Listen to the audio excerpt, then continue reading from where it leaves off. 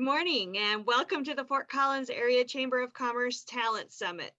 We are thrilled to have all of you join us today on our virtual event. I'm Ann Hutchison. I'm the Executive Vice President at the Fort Collins Area Chamber, and we're just so excited to have you join us. Our Talent Summit was established as part of our initiative through the Chamber's Northern Colorado Prospers campaign around talent. We're working hard for you as our community, as well as our members, to align, attract, and retain talent throughout Northern Colorado. Today's program will feature presentations, insight into Talent 2.0, and a discussion on trends and opportunities that face all of us. We couldn't provide this experience to our members in the community without the support of our sponsors. You'll see their logos rotating throughout the morning in the upper right corner of your screen.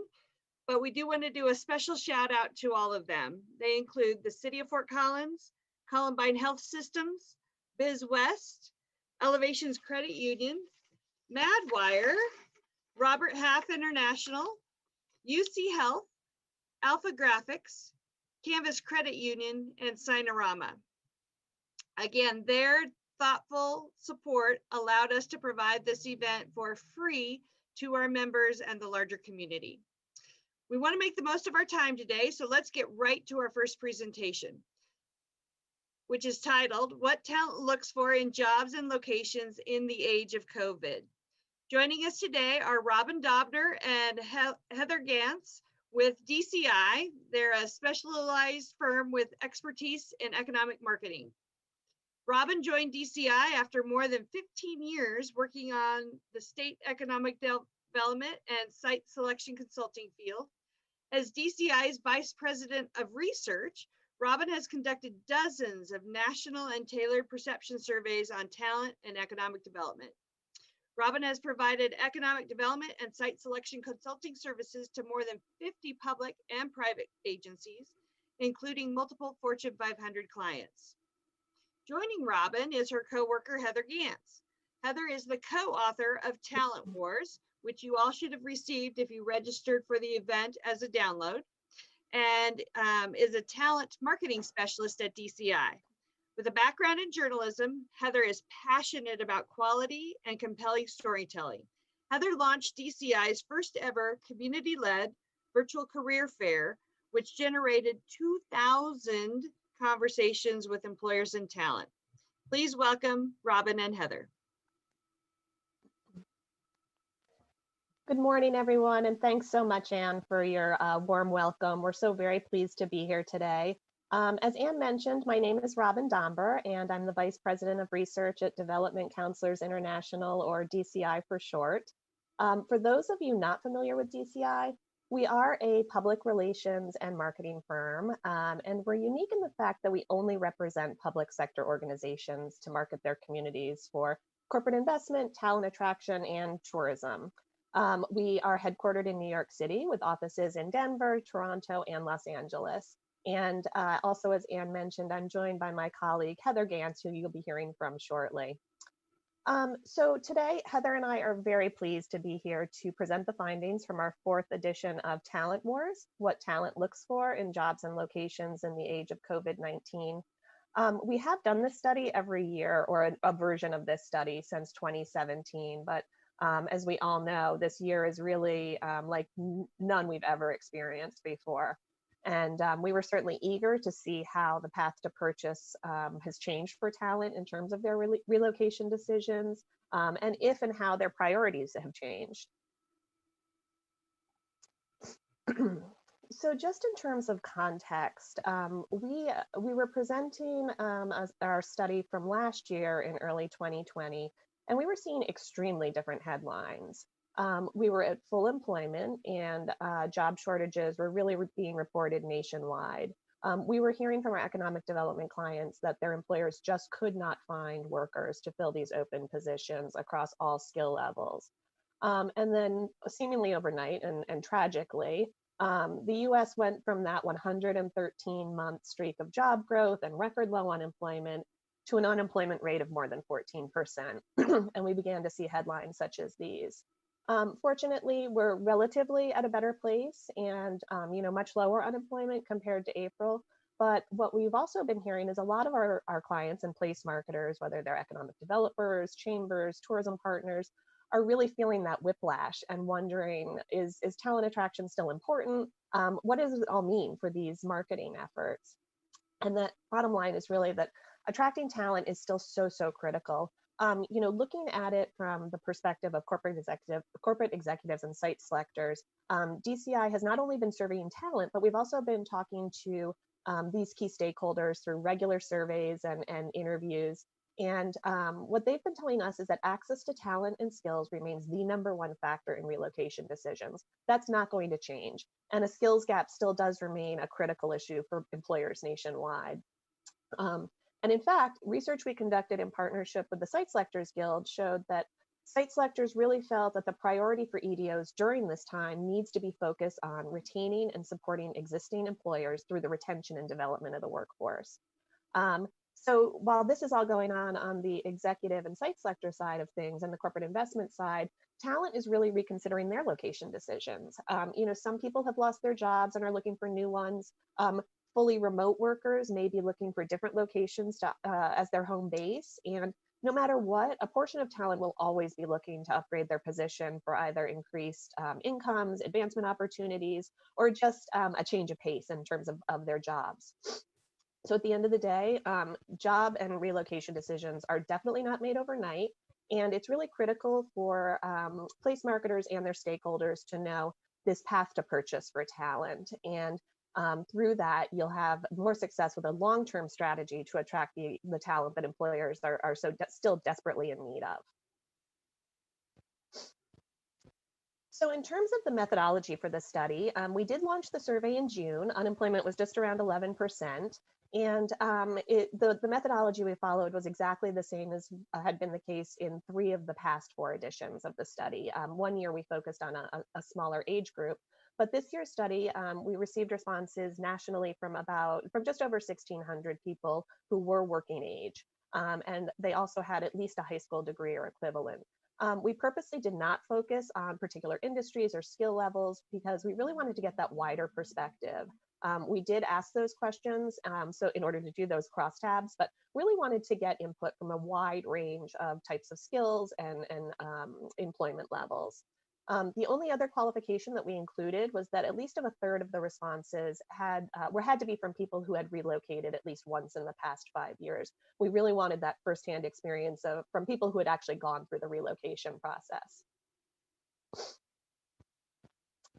So today's presentation is really broken out to answer 5 big questions that really need to be top of mind for communities as they look to market themselves, or should be the top of mind questions that they should be asking themselves from a talent attraction strategy. So the first question we will look at and answer today is, stay at home means people are staying at home, right? Or in other words, in today's current climate, are people really considering relocation? We all know we've been quarantined. Are people really thinking about up and moving their entire lives at this particular point in time? And what we found, which I think was even a surprise to us, is that the answer is a resounding yes. The specific question we asked was, if a better job opportunity that matched your skills and salary requirements was offered to you and was located more than 100 miles from your current residence, would you be willing to relocate? And again, we were very surprised, but 85% of respondents said that they would be open to relocation, and that was up a full 12 percentage points from last year's respondents. And in fact, we found that people were actively searching for jobs very frequently. 50% of respondents reported that they were looking for new job opportunities or scanning the landscape for job opportunities on a daily or weekly basis. So again, just demonstrates people are open for new opportunities for sure. We also wanted to take a little bit of a deeper dive into that number, and we really wanted to understand if it was being influenced by COVID-19 and the pandemic. And what we saw was a mixed bag. I think anecdotally, we've all heard and read in the media that talent is moving, whether it's people leaving their apartment to go back home to live with their parents, whether it's leaving to live in their vacation home, whether it is just fleeing the big cities. We've all been hearing a lot about that. That's what the headlines are. But in reality, there's not as much of that going on as you'd expect. What we found was that a full 38% said they were not more or less likely to relocate as a result of COVID-19, which means there's other factors that are really more important. 30% do say they would be likely to relocate.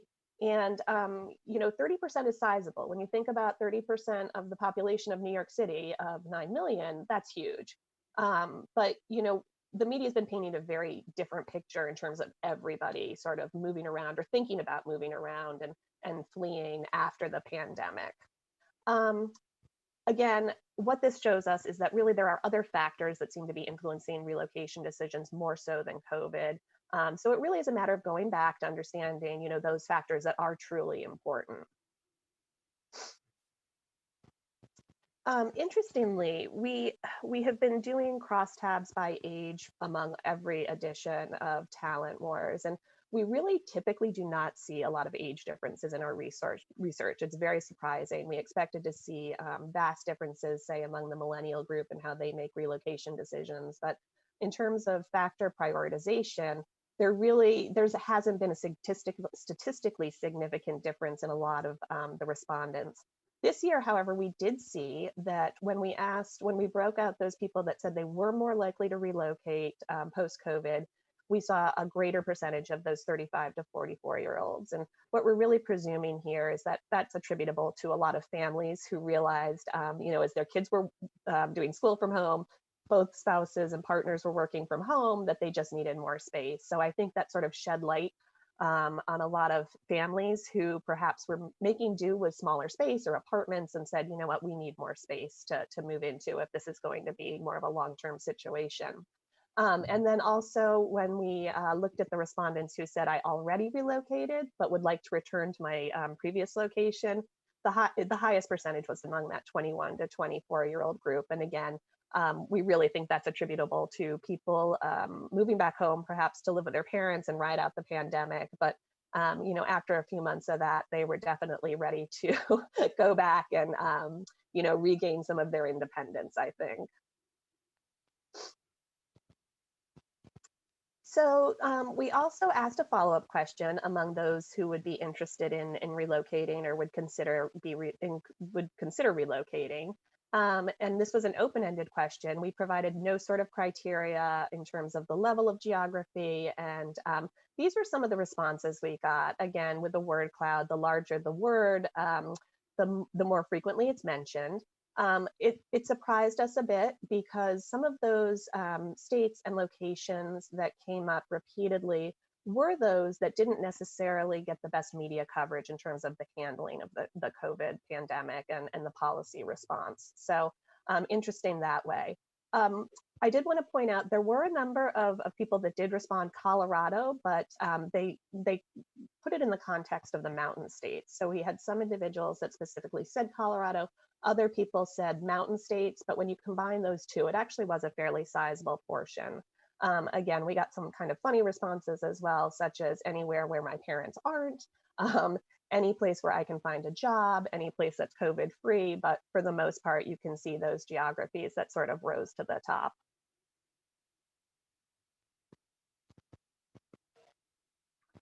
Perfect. Well, good morning, everyone. Moving on to question number 2. Is remote work really the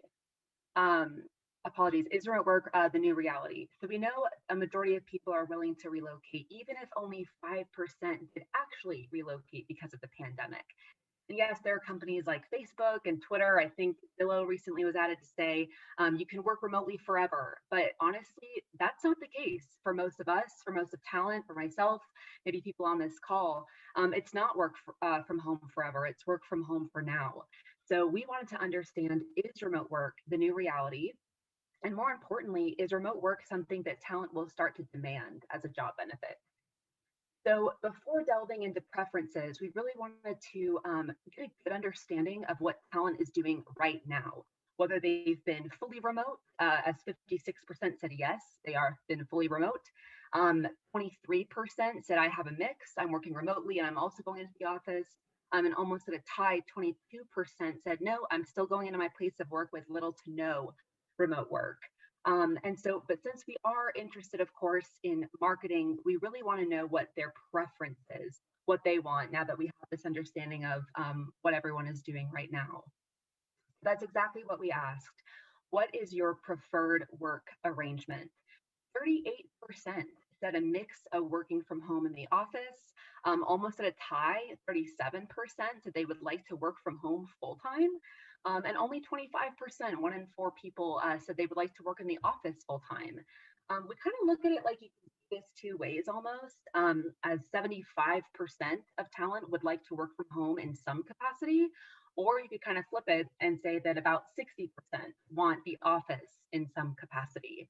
But really, either way, if you only market your location for one type of work preference, you're missing out on this huge chunk of talent, essentially. Um, and it comes down to where people live. Is it comfortable to work from home? Is there an office, or do they have a location or an office that they can go into safely? The 25% of people that said office full time, maybe they're the extroverts, or certainly parents have expressed needing that work and life kind of differentiator. But this data paired with remote work options being rated as a 7 out of 10 really paint a clear picture that remote work options and flexibility are going to be a selling point for talent. Despite maybe the contradicting articles surrounding this topic, talent does indeed enjoy the perks and convenience of working from home. So companies and communities alike can really use this information to better inform strategy. We know that flexibility on this front will appeal to 3 out of 4 potential hires, which is huge. And that communities with remote worker resources are going to be that much more appealing as well. So if you only focus on the remote workers, then you're missing out on 60 plus of those who want some office and vice versa.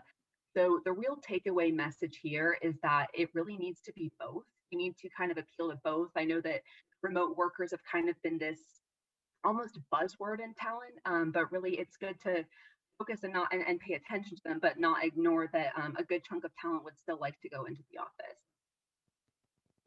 We also wanted to see where remote work options as a benefit would kind of line up and rank amongst the other job benefits.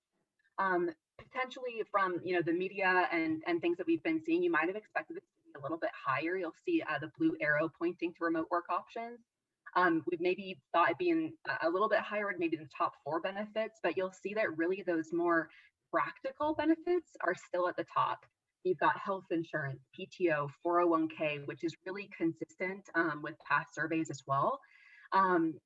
We also wanted to know that there was an age breakout for this question, and there wasn't a huge difference by age for the top 3. Actually, all generations said that health insurance, PTO, and 401k were the top 3. There were a couple questions or answers that did differ a good bit or a little bit more drastically by age. For example, maternity leave policy, daycare, childcare, those were really important to millennials, and somewhat surprisingly, more of that Gen Z generation as well. The 21 to 24-year-old range placed a lot of weight on maternity leave policies, actually. And for remote work options, we found that kind of that mid-career generation really cares a lot more about remote work than, say, Gen Z. They actually give it more than an entire point difference. So definitely interesting, but we wanted to kind of point out that while yes, remote work options are important, they're incredibly attractive talent. It's not necessarily the end all be all, so to speak. So a 7 out of 10 is high, but you won't win Dancing with the Stars with a 7. You won't win the talent wars just on remote work benefits alone. And speaking of people who may be hating their work from home situations in big cities right now, question number 3, is it the end of big cities? Certainly a question that we have been getting a lot. So we wanted to ask point blank, is it the end of big cities? Because it's definitely what the media has been seeing. You see these headlines like America's biggest cities were already losing their appeal. Or it's the end for big cities, the Great American Migration. The media has been covering this every month. I might even argue every week. Since the pandemic, stories of workers facing high rents, cramped spaces, They lived there for the commute, for the amenities of a big city. And now that those aren't really on the table, the question remains, is talent leaving? So we wanted to ask, after COVID, restrictions are lifted and things are back to normal, what would be your preferred type of location? So that's exactly what we asked. What type of area are you most interested in relocating to post COVID-19? So from the last question, is it the end of big cities? In a word, no, it's not the end of big cities, but it is a moment for suburban and rural communities to kind of really seize the day. You'll see 35% of talent responded that they would like to go somewhere suburban, and 27% said somewhere rural, 13 at midsize, and 25 at large urban. So we really wanted to get to the bottom of the buzz, essentially, if talent is really leaving these densely populated cities in the masses. Is it true? Will cities like New York City ever really lose their appeal? Well, coming off of the last question, we asked those who said that they would like to move after COVID-19, where they would like to go. And we really do think that it's noteworthy that a whopping 62% combined said they would either go suburban or rural. Whereas on the flip side, that 25% would actually like to move to a large metro or large urban area after COVID-19. We saw in another recent study that was done of millennial renters in cities, and 37% said they were considering leaving, whereas 47% said that they are just these city diehards, and they said it's just simply where they'd like to live. So we kind of see the takeaway here being the more you can market as a region, the better, because talent really wants a mix and you can better appeal to all. So if you can show talent that, hey, you can move to the suburbs, you can have more square footage, a better cost of living, maybe have a backyard even, but you're not totally isolated, right? You can still get to our metro, you can still get to the city and have, go see a show, any date night or restaurants that you could imagine. So definitely marketing as a region is key. Thank you, Heather. So the fourth question, the pandemic is changing the future of so many industries, but really what we wanted to know is how has it changed what people prioritize when it comes to jobs and locations, and again, what are talent priorities? So it's very rare. One thing that's been consistent across our research since 2017 is that it's very rare that people will just pick up and move without knowing there's a job waiting for them. We hear, again, a lot of these romantic stories where someone just gets fed up, packs their bags, goes to their dream location and figures out a job after. But in reality, what we've found is that's very rarely the case. And really, what it all comes down to is that it's really about the money. The top location factor when they're evaluating a place to relocate to is the cost of living. And when they're evaluating a job, it comes down to the salary. And what this really says is, people want to know that if they are going to relocate, they will have a comparable or improved standard of living than where they currently are. And obviously, cost of living and salary are just such huge contributors to that. So now we want to take a look and again, take a little bit of a deeper dive into those specific factors. And what this slide shows is sort of the factors that have risen to the top in terms of importance when considering a new location for relocation. And you can see here again, that cost of living, housing cost, housing availability, those have been the top three factors, all along. People are again, the housing cost and housing availability is such a huge part of someone's quality of life and standard of living, and it's just a really critical factor. Quality of healthcare has also been within the top four. And then interesting, a welcoming, friendly local population came in fourth this year. And this moved up a position. And, moving to a new place can be extremely intimidating. One of the reasons we hear people do not relocate is because it's too far from friends and family. So, you can't change that. A community cannot change how close they are to talents, friends, family, but you can create an environment that's welcoming and highlight your residents as sort of friendly and open to new people. And that could go a long way in terms of addressing that concern. When we look at the factors in the second half of the importance, You can see here the difference between the bottom ranked factor is only about 1.8 difference between the top ranked factor. So, the key takeaway is that all of these are going to be important in some way or another. The ones that are circled in red on this slide are ones that have actually improved or increased in importance since our last study, which was a bit surprising. We were a little surprised, number one, that public transportation and walkability jumped up, as I think so many people are avoiding public transportation right now, but we think this was due to the fact that we included walkability in the category as well. And obviously people have been out and about walking quite a bit since the pandemic started. But the other thing, the arts, cultural amenities, and nightlife active social scene, again, not as important, but they did rise in importance since the last study. And what we're getting here is that, even though people can't partake in these activities necessarily in the same way that they used to be able to, they want to know that when things do fully open up again and we're sort of past this period of time, that those attributes and assets will be available in a community that they relocate to. No community can market every single one of these factors on this list. So you really have to evaluate where your strengths lie and make sure that you're aligning your resources to put your best foot forward. So just important to know where all these factors rate in terms of importance.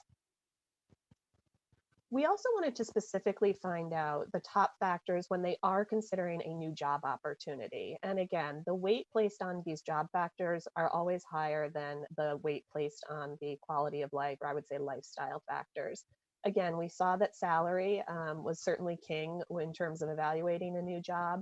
And location, although still important, comes down lower in the list after work-life balance, company benefits, meaningful work. So really, it all comes down to the job itself and the benefits and opportunities and for advancement that those jobs offer. It is important to know that diversity policies did also raise an importance in this year and definitely saw an uptick in terms of the value potential talent are placing on diversity policies at the companies that they're looking at. Great, thank you, Robin. So last question here, last section, question number 5, how can we help laid off talent? In talent attraction marketing, yes, it is so important to attract new talent, but we cannot neglect or forget about the talent that's already here, that critical talent retention piece. With so many furloughs and layoffs, a lot of people are out of work, and a lot of industries have taken a really hard hit and will take a long time to recover and hopefully recover to full capacity. So we have a talent pool here that is looking for work and looking to change their career path together. So you'll see in our research, it showed that more than 80% of respondents, 82%, said that they would be willing to undergo additional training or education to shift their career path. But yet nearly a quarter of those respondents didn't know of any training programs offered locally or online to help them get there. But we do know that the hunger for training is there. Talent is hungry for training. We asked on a scale of 1 to 10, 10 being that you absolutely agree. We had a 7.3 that said, I agree, I would be willing to relocate to access training. 6.8 out of 10, I would be willing to invest in training if it allowed me to upgrade my career or job prospects. So really, this slide, the last slide, all numbers are pointing that they're strong, and they confirm that talent is at least interested in upskilling, to upgrade their careers. And like many talent attraction initiatives, it's all about making things as easy and accessible as possible to future talent. So, if you don't have the funding to maybe provide an upskilling or training program in your community, highlight the employers who are willing to train and place you in a position, or clearly display any programs or resources that are offered in your community on your website. Because if you spell out, you could make X amount more money, you get certified in, 6 months compared to going back to school. It won't cost you an arm and a leg. You really might be surprised at how much interest there really is. And especially now, while entire industries have been laid off and people are home, it's really the time to promote those services. So moving on to actually marketing to talent. In order for communities to market themselves effectively to talent, it's critical to understand, of course, where they look for their information. So that's exactly what we wanted to find out using the research, but we really wanted to know, how does talent learn about jobs and locations? So we asked how their impressions are formed. You'll see kind of first place at 59%, people said firsthand experience is how they make impressions of locations. Next was 53% of internet research and 50% of word of mouth. Firsthand experience and word of mouth definitely remain dominant factors. That's consistent with last year's survey. Internet research is definitely increasing, as you can imagine. You know, if you can't go somewhere in person, you don't really have any family or friends that are connected to that area who can kind of give you the inside scoop. You go to your internet research. And we did want to definitely a notable mention, social media rose in importance as well, following closely behind word of mouth at 48%. So again, digital, so social media, internet research have definitely both increased. And then of course, your word of mouth, we always go to our friends and our family to really just give the inside scoop and kind of how we're feeling, our complaints. So if your locals aren't happy, people are going to hear about it. It's going to trickle out, but the same goes for pride as well. When people love where they live, they tell their family and their friends. They can often be the best recruiters of talent. So it's clear that the best way for talent to learn about locations is to visit.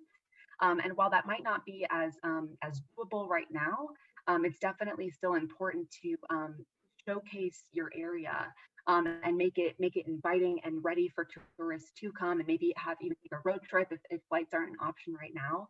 And then before moving on, we did want to say too that 86% actually said that a website on living and working in a region is really important.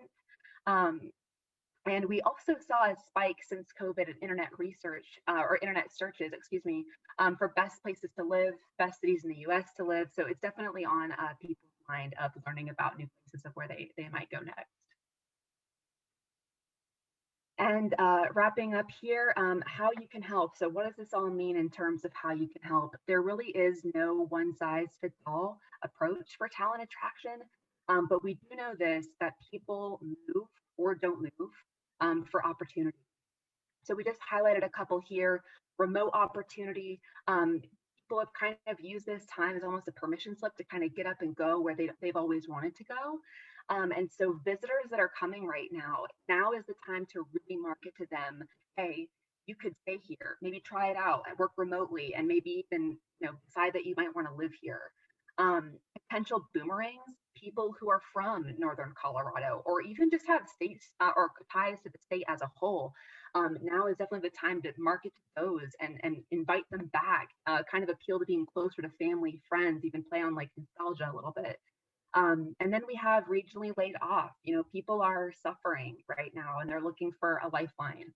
So now is a really huge time for people who have the time, maybe have been furloughed or lost their jobs, that are looking to upgrade their careers through training or even entrepreneurship. We've seen a pretty big trend in those who are looking to start their own company. They don't want to return back to their industry or their job that they left. So those are just a couple of ways of who and how we can help.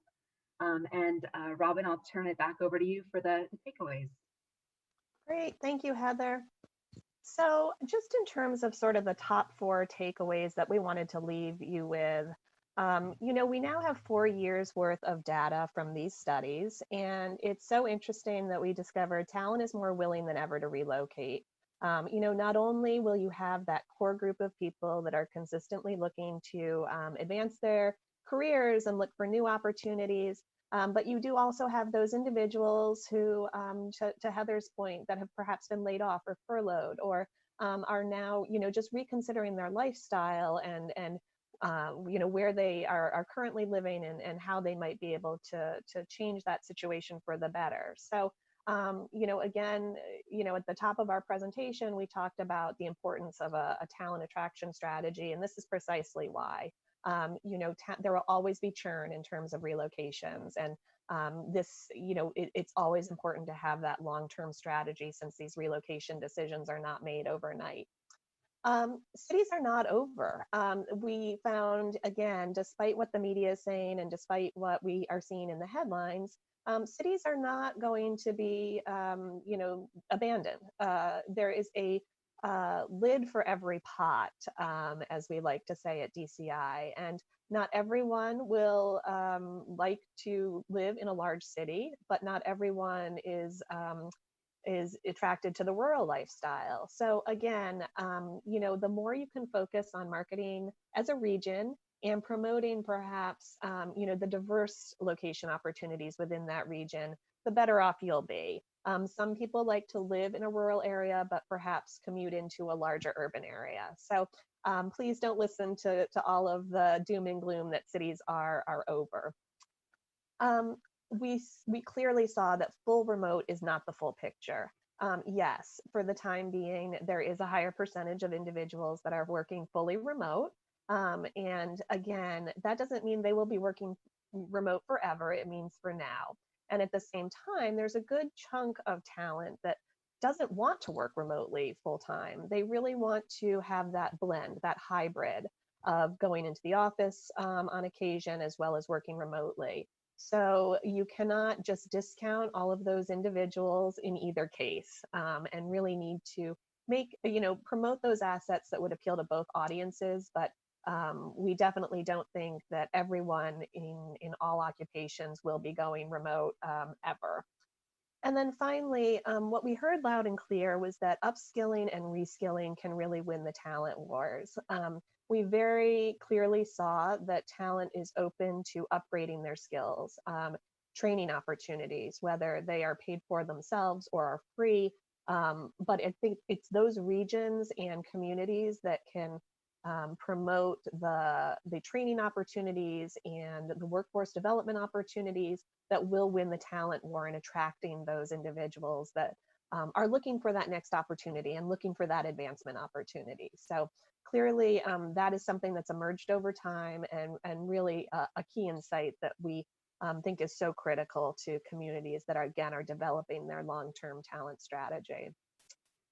So we are going to wrap up our presentation at that point. We would love to entertain any questions that anyone has. I think we still have a few minutes.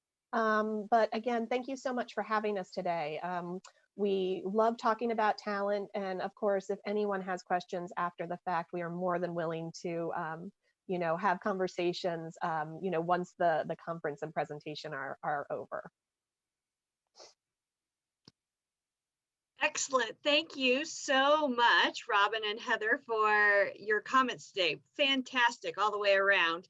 And in fact, through our chat, one person noted that this is easily the best report on what's happening in talent across the country. So thank you so much, DCI, for joining us today as speakers, but as well for providing the insight from the report. Very, very powerful.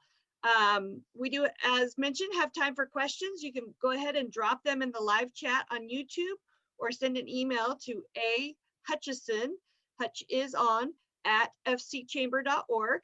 Happy to take your questions that way. I'll start off with one for you, Robin and Heather. Based on what you shared with us today and anecdotally what we're hearing is Northern Colorado is very attractive for lots of talent, especially the talent fleeing the coast. But we're behind on our housing stock. I know that's not unusual. Many communities, especially attractive communities, are struggling with that. In your analysis of what you've gathered nationally and what you see in other communities, is that going to be a barrier for us to attract quality talent to Northern Colorado? So candidly, I would say yes. It's certainly, again, over the past 4 years, we have seen a consistent focus on the importance of housing availability and cost in relocation decisions. That being said, again, going back to that point of every lid has its own pot, and so there is going to be certain elements that you can promote around your housing stock. And, you do want to make sure you're promoting those, whatever those assets may be, and just making sure, again, that you are making the information as accessible as possible, And also importantly, if there are steps being taken to remedy the situation, you want to make sure that you're getting that out into and publicizing those as well. Heather, is there anything else that you'd like to add to that comment? Not much. I totally agree. It really comes down to highlighting what you do have, like Robin said, making it as accessible as possible, because if there isn't a whole lot of housing available, the last thing you want is for people to have to research and find that out themselves. So I would say highlight the housing you do have, and also try and emphasize the diverse housing you might have, whether it be apartments to nice plots of land, whatever the case might be. Show as much as you can to paint the picture. Great, thank you so much. So we do have a question from our audience asking about if anywhere in the study, did you do any analysis over economic confidence? So are people more attracted to communities that are sharing or have confidence in their recovery or not? Did that play anywhere into decision making when people are talking about relocating? Oh, that's a great question. And unfortunately, we did not ask that, but I'm actually going to make a note to see if we can incorporate that into next year's study, because that's a great, great question. Unfortunately, no, we really focused in on just more of those physical factors that were influencing location decisions, but did not touch upon the kind of the economic strength or recovery of communities specifically. All right, we've got another question asking from the perspective of a manufacturer that simply can't offer a remote opportunity. Is there anything you gleaned from the surveys that an employer in that industry could share or could take advantage of, again, realizing that they're not able to share that benefit specifically? Sure. And Heather, I'll let you weigh in as well. But again, it's what we found in terms of job factors. Again, we saw that the importance of that remote work as a benefit was really significantly lower than we had anticipated. And there were other benefits that really rose to the top. So I think it's very much about your healthcare benefits. It's about those other policies that just have risen above the importance of that remote work. We also asked specifically about flexibility in terms of working situations. And some people may consider remote work as part of a flexible work situation, but at the same time, there's other things that are involved in that category, including staggered start times or job sharing or those types of things. So if there's any flexibility in terms of those types of job benefits, that will go a long way as well, particularly when you have perhaps a spouse or partner that is working remotely and working from home. Having that flexibility to adjust your hours may outweigh the ability to work remotely. Yeah, I completely agree. Considering remote work options were, I believe, fifth actually, so they're still planning to promote above that, and I couldn't agree more. Just really emphasizing the flexible work arrangements, like Robin said. So of course, and of course too, people who have to work in person, they know that, right? So I think that offering the flexible work, like Robin said, start times, having some flexibility, give and take with their shifts, stuff like that, I think that would go a really long way. Since those that have a full career in manufacturing, they know that they can't do their job remotely. So I don't think that would be a huge turnoff or anything like that. Great. So we've got an email question that came in where a participant is wondering about, were you able to track in the survey individuals that were very specifically looking for remote options for work and with a full intent of never living in the community where they're working? So that's a great question. We could go back and cross-tab those individuals who said that they would prefer to work remotely 100% of the time. We didn't do a truly deep down analysis of those people who responded that and how their priorities change. But certainly something, if the person asking the question wanted to follow up separately, we could do a little digging. But what we did hear, so again, sort of anecdotally, was that even if an individual does fully intend to work remotely forever, that's not a guarantee. At this point in time, yes, they say, I want to work forever, but people's minds change. They may miss that interaction in the office. So there's just no guarantee that someone who says even now that they'll work only remotely will continue to do so, a year from now, when, again, hopefully things open up fully and people are kind of back into a more normal routine. Great. So final question, and this actually skews away from the report, but someone was very fascinated by the virtual career fairs that DCI has been helping to launch. 30-second commercial on how those are working and any suggestions for employers as they start to lean into this virtual space? Definitely. That's all you, Heather. Yeah. Sure thing. So 30 seconds. Wow. Virtual career fairs have just been a really amazing way for, of course, job seekers to connect with open opportunities. That has been such the push. That's the motivation, especially during COVID, because virtual career fairs aren't new. But they are somewhat kind of new, we're seeing in the economic development space. And this is an opportunity to connect job seekers with real open positions, companies that are actively hiring amidst a pandemic. They've been going really well. We have been able to, through a lot of different kind of unique marketing techniques of finding that right target talent, to come and invite and participate in the fair has definitely been kind of a fun, creative challenge. So it's all about really understanding the need. I would say first and foremost in your community, what type of talent are your companies really hungry for? And then kind of honing in on that theme, so to speak, like maybe it's tech workers, maybe you're interested in hiring veterans, or maybe you're looking for an opportunity for recent grads, Gen Z, to retain them. Whatever it might be, whatever would be most helpful for your communities, really hone in on it, ask them what they need. And then go to marketing so you can actually bring them the right talent that would be the most qualified and maybe the best fit for them as well. And Heather, you did that quite successfully in Northern Virginia and a few other communities. So we've really seen some great successes with some very specific communities that had some great workforce needs. So Heather's done a great job with those tools. Excellent. Thanks. Well, thank you so much, Heather and Robin, for joining us today again. We appreciate DCI making the Talent Wars document available to our attendees.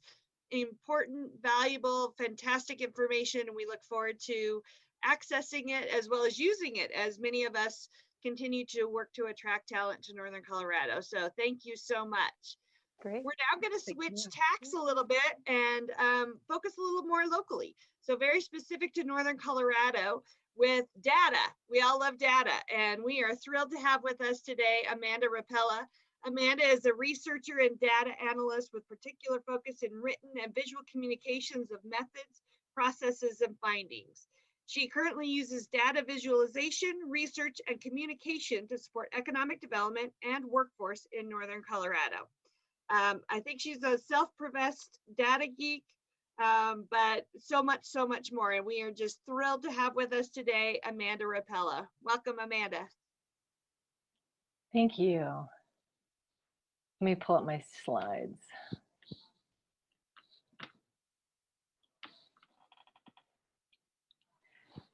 So a few years ago, I was at an external stakeholder event, and I was supposed to share this annual update on all the region's economic numbers, and my time ran short. So my 20-minute segment got crunched to about 60 seconds. And the host just said, so just, tell us what the most surprising number was from the past year. And that was really confusing to me, because labor force, demographics, regional GDP, you don't really want that kind of update to be particularly surprising, because boring economic data is generally the good kind of economic data. And with that, welcome to 2020. So before we talk about data, I really need to just kind of mention a little bit about forecasts and how they work. Physical systems like weather, those are predicted with equations that dictate dynamic interactions of particles. But forecasts for human systems like our economy or the spread of a virus, those include similar types of equations, but they also have to account for human interactions, policy interventions, and the countless other variables that can change outcomes. And while we can't do much to change weather when we don't like it, any predictions about those human systems come with an asterisk of sorts. Warning, this is just one of many possible futures, because when we see those predictions, we can take both individual and collective actions to change them. And that is literally the point of taking on a collaborative project like Talent 2.0. Our shared values direct us towards possible actions that can alter outcomes. And I just need to take exactly a minute to remind you very quickly of 1.5 of the 3 challenges that were outlined in Talent 2.0 to give you a really big picture update on those. And then later we can chat on what might be influencing our region's talent future given the events over the past 7 months.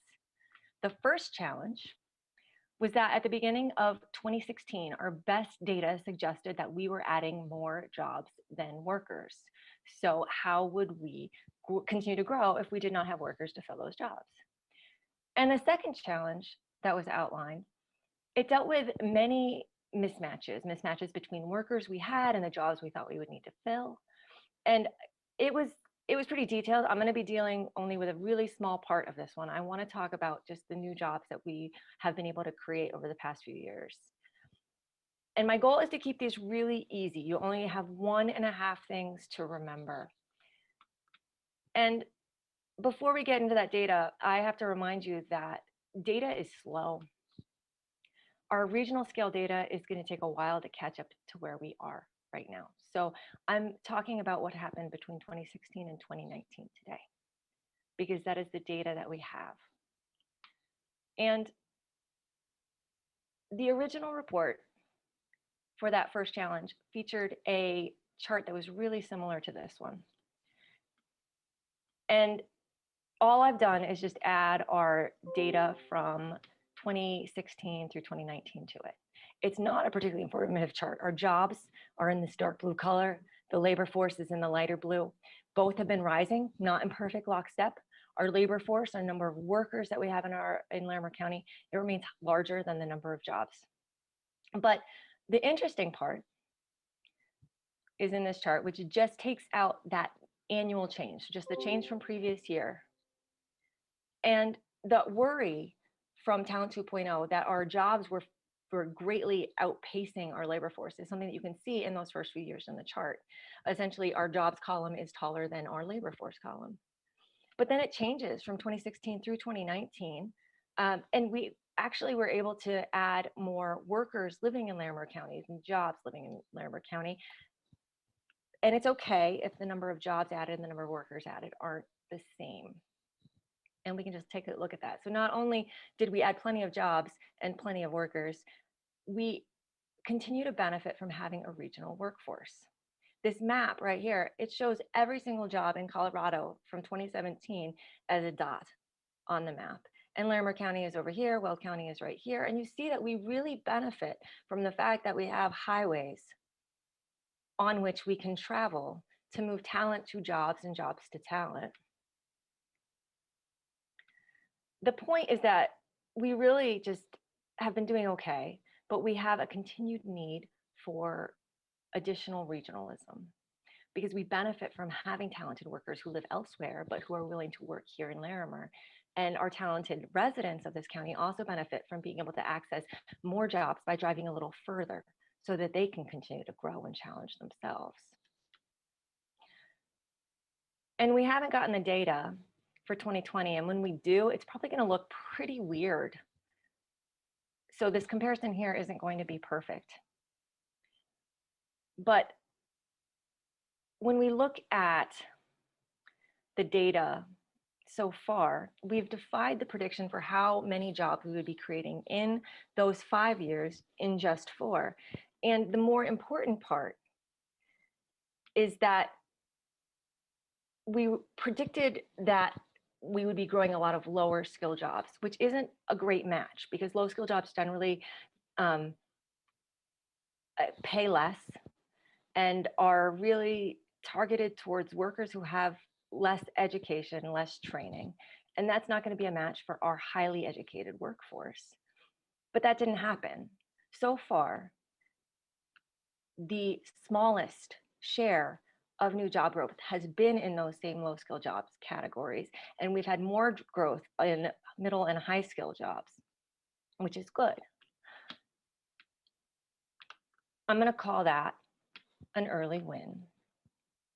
But things have kind of gotten 2020'd. And our current reality, while weird, it doesn't wipe out these achievements. We were doing many of the right things. So our smart growth might be a factor in how successfully our region can weather and recover from this pandemic emergency and recession. We won't really know this in our data for a long time. But in the meantime, we still have a lot more work to do. And some of that work is a continuation of what we were already doing.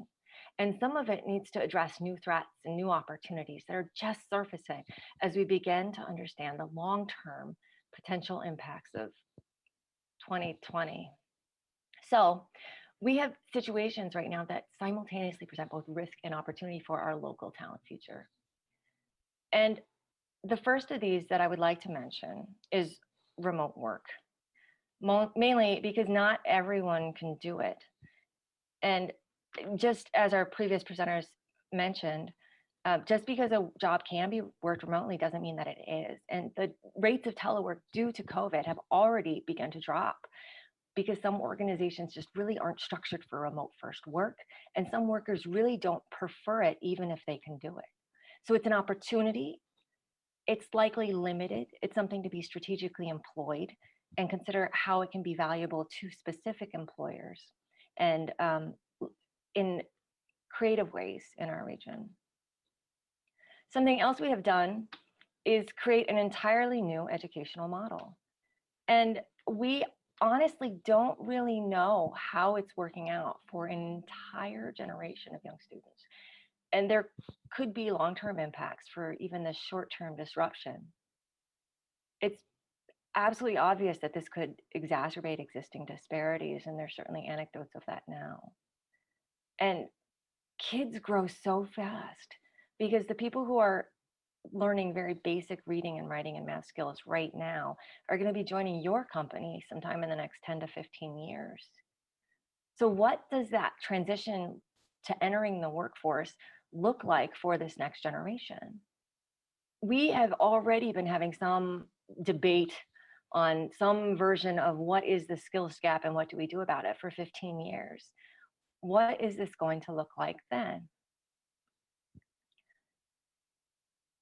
And right now, about 30% of our local workforce has at least one minor child, which means that 30% of our workforce has been facing some suboptimal choices related to work, childcare, their children's education, and trying to balance just an impossible number of spinning plates while maintaining their own sanity. And we know already that temporarily leaving the labor force has historically had long-term implications for lifetime earnings and career advancement, talent development. This will likely have some kind of downstream impact on our regional talent, and we need to understand what that might be and what we can do about it. And right now, we have something of a perfect storm for stress and burnout and just widespread employee disengagement. And on top of all the usual causes for this very common problem, we have 8 million additional reasons to be stressed right now: pandemic, recession, racism, wildfires, and other natural disasters. 2020 is the year that somehow just keeps on giving. And that said, I personally think that this really carves out space to define what an employer of choice does right now. Because we have a talented workforce here right now. At least we did on December 31st, 2019. And it really is up to all of us to make sure they keep working here, even if they could work from a mountaintop. And we all have some responsibility for the students who have gotten a less than ideal educational experience through this. And we need to support them as they prepare to enter our future workforce and eventually be able to welcome them into it. And we have say over whether the workers who have had no choice but to step away for months, maybe longer, to keep their families going during this crisis, are welcome back into our work communities and are not punished for gaps in their resume. Because by focusing on home, they have actually been performing a service that will keep our communities whole in the long run. And we can do many things to ensure that our workers who are so tired and burnt out and stressed to new limits are seen as valued assets based upon their long-term potential and not just their current circumstance. And on that note, I'd really like to thank you all for listening to me today, and also thank you very much to the Fort Collins Chamber for inviting me to share with you. Thank you so much, Amanda. Fantastic insight, set into a context that I think is incredibly valuable for all of us. We're going to transition now to our next segment. And certainly as employers, we've all had to make changes in the way we do business and support our employees. Our next presentation is a showcase of Madwire. They are a Fort Collins technology company that provides business management and marketing software and services for small businesses and franchises. Joining us is Farrah Lanser. She is the Director of PR and Community Relations for Madwire. Farrah graduated from Colorado State in December of 2010 with a BA in Communications and a minor in Vocal Music Performance. She's been with Madwire for 10 years and spearheads their giving and community involvement programs, as well as handling public relations and communications for the company. Please welcome Farrah. Good morning, everyone. Thank you so much, Anne, and thanks to the Chamber for putting this on and for having me. Today, I want to talk about thriving in a remote work culture, which seems to be what every employer is dealing with today. Before I get into it, I just want to give you a brief history of how Madwire specifically transitioned to a fully remote workforce. So Madwire was founded in 2009, and up until very recently, Madwire has thrived on all employees in-house 100% of the time. It was a huge part of our culture. We believed in that. We wanted people to be in the office. So on March 1st of 2020, we were operating with 602 employees, all in-house in our two Fort Collins locations. And by March 15th, 2020, all 602 of those employees transitioned to fully remote. So in a matter of 15 days, we completely had to change how we work. Luckily for Madwire, we were already fairly set up to move into a remote situation, being that almost everything that we do is digital. And so we already had software and programs in place that really allowed for us to very seamlessly transition. Madwire was already using and utilizing Zoom. So it was fairly seamless. By April 1st, so 15 days later, based on everything that was going on in the world, the very, very sharp decline in small business. Obviously, this economic recession impacted small businesses the most. That is who Madwire works with. It prompted us to do a complete restructure of how our teams function. And we made a permanent change to our remote work policy. What that change entailed was now we have moved to a policy of work wherever you want, whenever you want. There's some rules obviously tied to that, but that will be our policy forever. We want our employees to be living their best lives, and we feel that this gives them the opportunity to do that. And I'll talk more about that in a little bit. On June 1st, all of our employees were allowed back into the office, obviously adhering to COVID guidelines.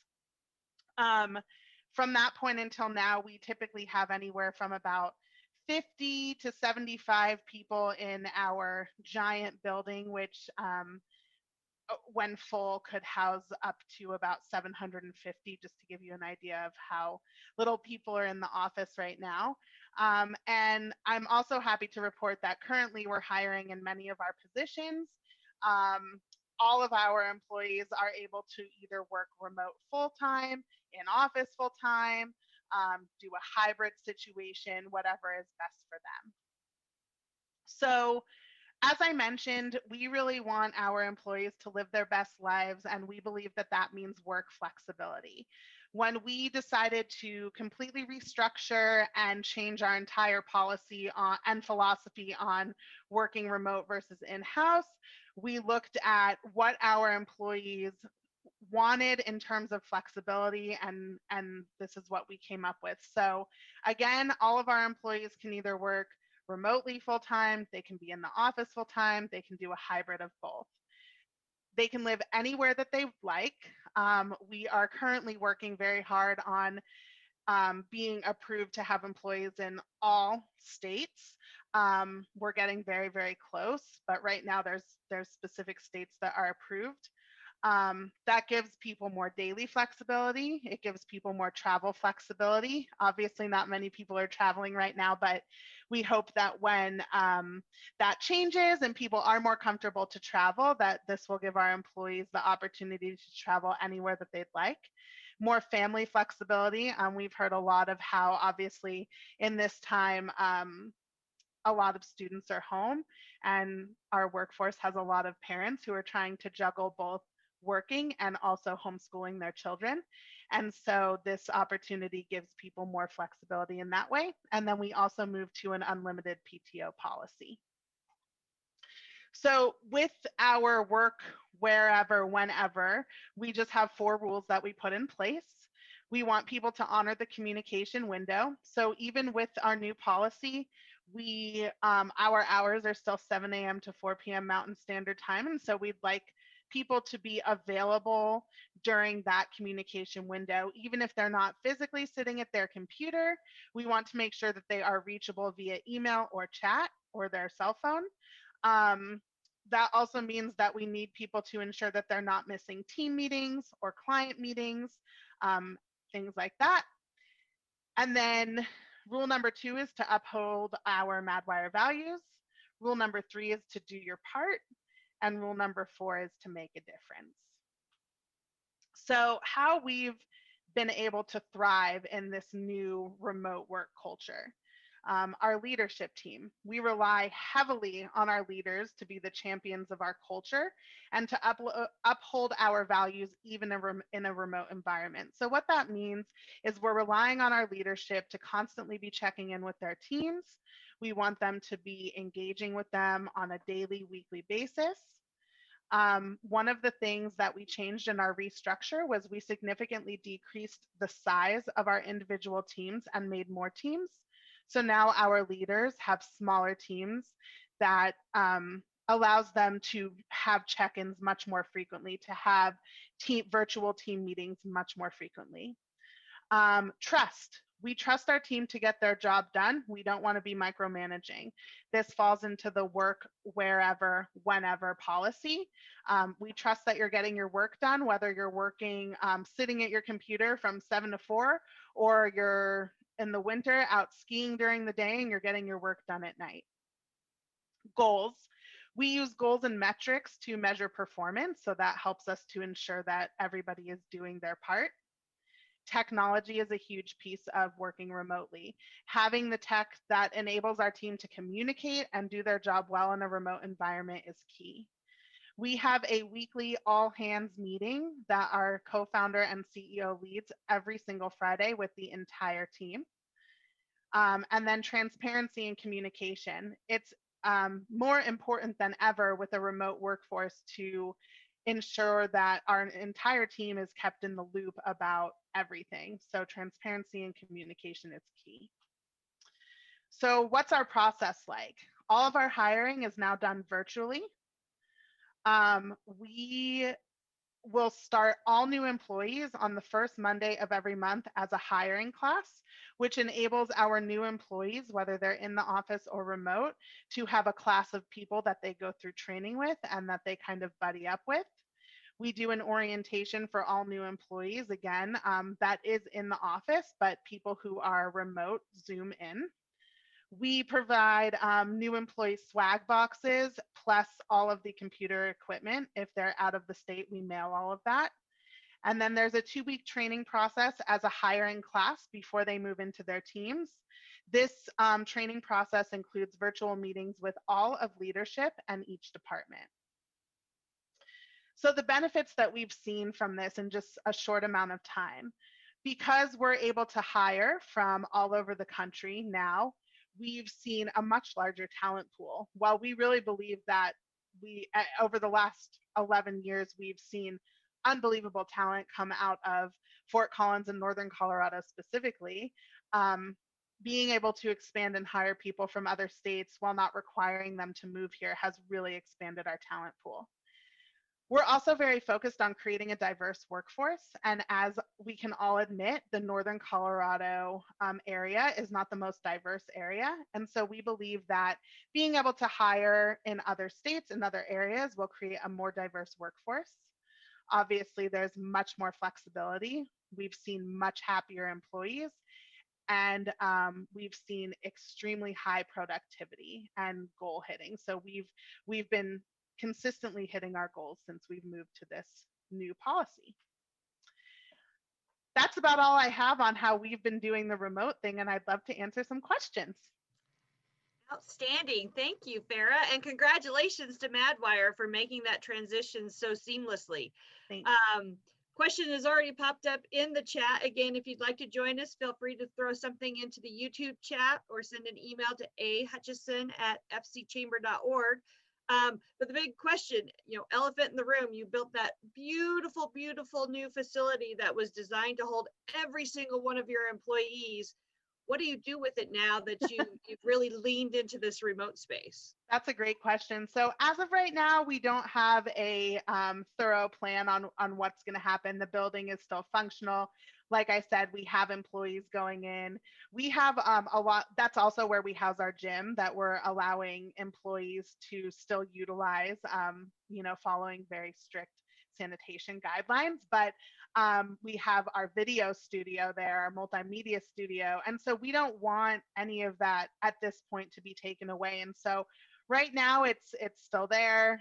We still want our employees to be able to go in there. I'm not really sure what the future holds. I think we're kind of just waiting to see how things shake out, but great question. Yeah. So another question that's come through the chat would be this management style. I really resonated with the comment about no micromanaging, setting goals and metrics. Talk a little bit more about how your team got to that point to be able to have that kind of trust, especially in a changing environment. You made a strong switch to remote, and I think we all jumped in there and said, okay, lots of grace, but at a certain point, grace goes away and you have to have trust in order to have success. So talk a little bit about that. Well, I think part of what helped us is that even before this all happened and we all were working in the building, we still were adhering to a no micromanaging policy, even while we were all together. And so I think that just carried on to our remote work. And I think it's just obviously a matter of leadership, right? We put leaders in place that we really believe are going to empower their teams. We trust that the people that we're bringing on to work for us are going to want to work hard and they are going to be self-motivated. And that's a big part of it, right? When we hire the talent, that's what we're looking for. But I do think a lot of it comes down to leadership and the leaders that we have in place being able to build those types of teams. So let's follow down that trail one more step. I had the opportunity to hear Samson, one of your colleagues, talk about when the relationship isn't working. So you've created this place of trust, you've created metrics, and then it doesn't work for some people and you have to end that relationship. Can you talk a little bit about how you've managed that through this remote time? Yeah, I mean, obviously it's never easy, whether we're in a remote situation or not, to have to part ways with people.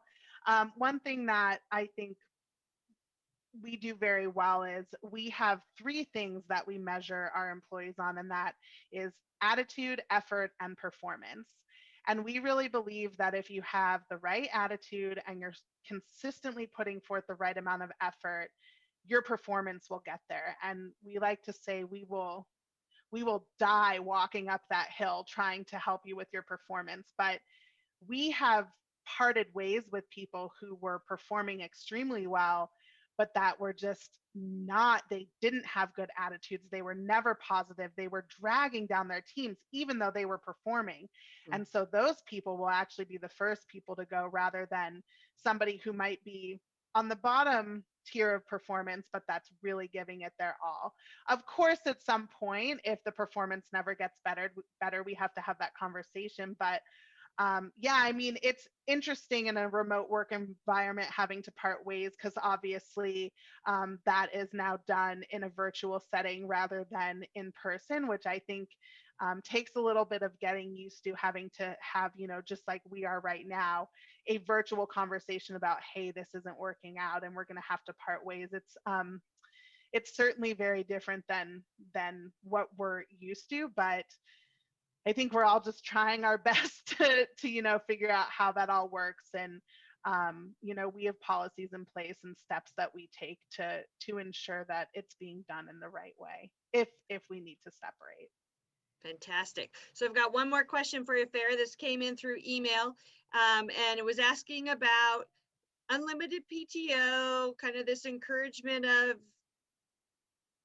you can do what you need to do, and that could include extended vacations. Is there a bit of an expectation though that you're going to be working while you're on vacation, and what does that balance look like as an employer as well as an employee? Great question. So we really, if you take actual PTO, we want you to take your PTO. We don't want you to be checking your email. We don't want you to be on chat. Your team knows that you're gone. Your clients know that you're gone. We want you to fully take that PTO. So when you're on PTO, we do not at all expect that you're checking in. What's nice about the flexibility of the work whenever, wherever policy is this enables people to travel and not necessarily have to use PTO. If they do want to continue to work while they're traveling, they can do that. That's fine, as long as they're adhering to the rules that I outlined. So there is a line between the two. And if you're on PTO, we want you to fully be on PTO. Great. And I lied, I have one more question that just popped up in the YouTube chat. And that was asking about sense of community and how you've been able to create that despite not meeting in person. Yeah. So I think, again, this comes down to our leadership team. I think that it's extremely important that our leaders continue to cultivate the culture that we have built. And so far it's working really well. And then I also think that having the communication and transparency piece, meeting with the entire company once a week that JB leads every single week, I think is key. It helps people stay involved. It helps people stay just to stay engulfed in what our mission is. So I think, again, it really comes down to the leadership. Outstanding. Thank you so much, Farrah. Congratulations to Madwire on your successful transition. And we look forward to seeing continued success and a sense of thriving across town. So again, thank you so much. From here, we're going to switch over. We know that safety issues and making sure that your environment is well designed for employees as people are reopening has been a key issue for employers. And we are especially pleased to have with us today Pete Gasley to talk about creating a safe environment for your employees.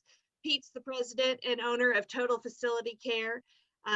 Pete had been in the commercial cleaning business for about 12 years in some of the toughest facilities in the world. But in 2009, he got tired of the travel and wanted to bring that level of professionalism that he saw in the corporate 500 world to Northern Colorado. He thought local business deserved the same level of service, professionalism, and expertise that big companies got. And he has been able to achieve that. He launched Total Facility Care in 2010 and has been delivering on that vision ever since. We are just so pleased to have with us really an expert in this field, Pete Gasley. Good morning. Thank you, Anne, for that nice introduction, and good morning, everyone, and thanks to the Chamber for hosting this.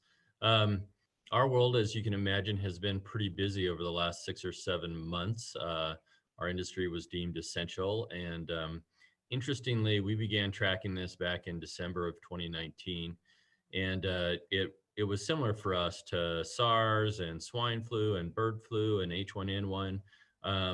All very serious pandemics around the world, but none of those substantially hit the US. And so this one became quite different in about the middle of February when we started seeing cases on the West Coast and on the East Coast. And so it became very different. So um, our world all of a sudden from kind of behind the shadows became front and center, and lots of questions about our expertise and what we do. So I wanted to just cover a few things with you all today, and we'll talk about that safe environment and thinking about comfort. What's it like when you come in your building? Are you comfortable? Your employees and your clients.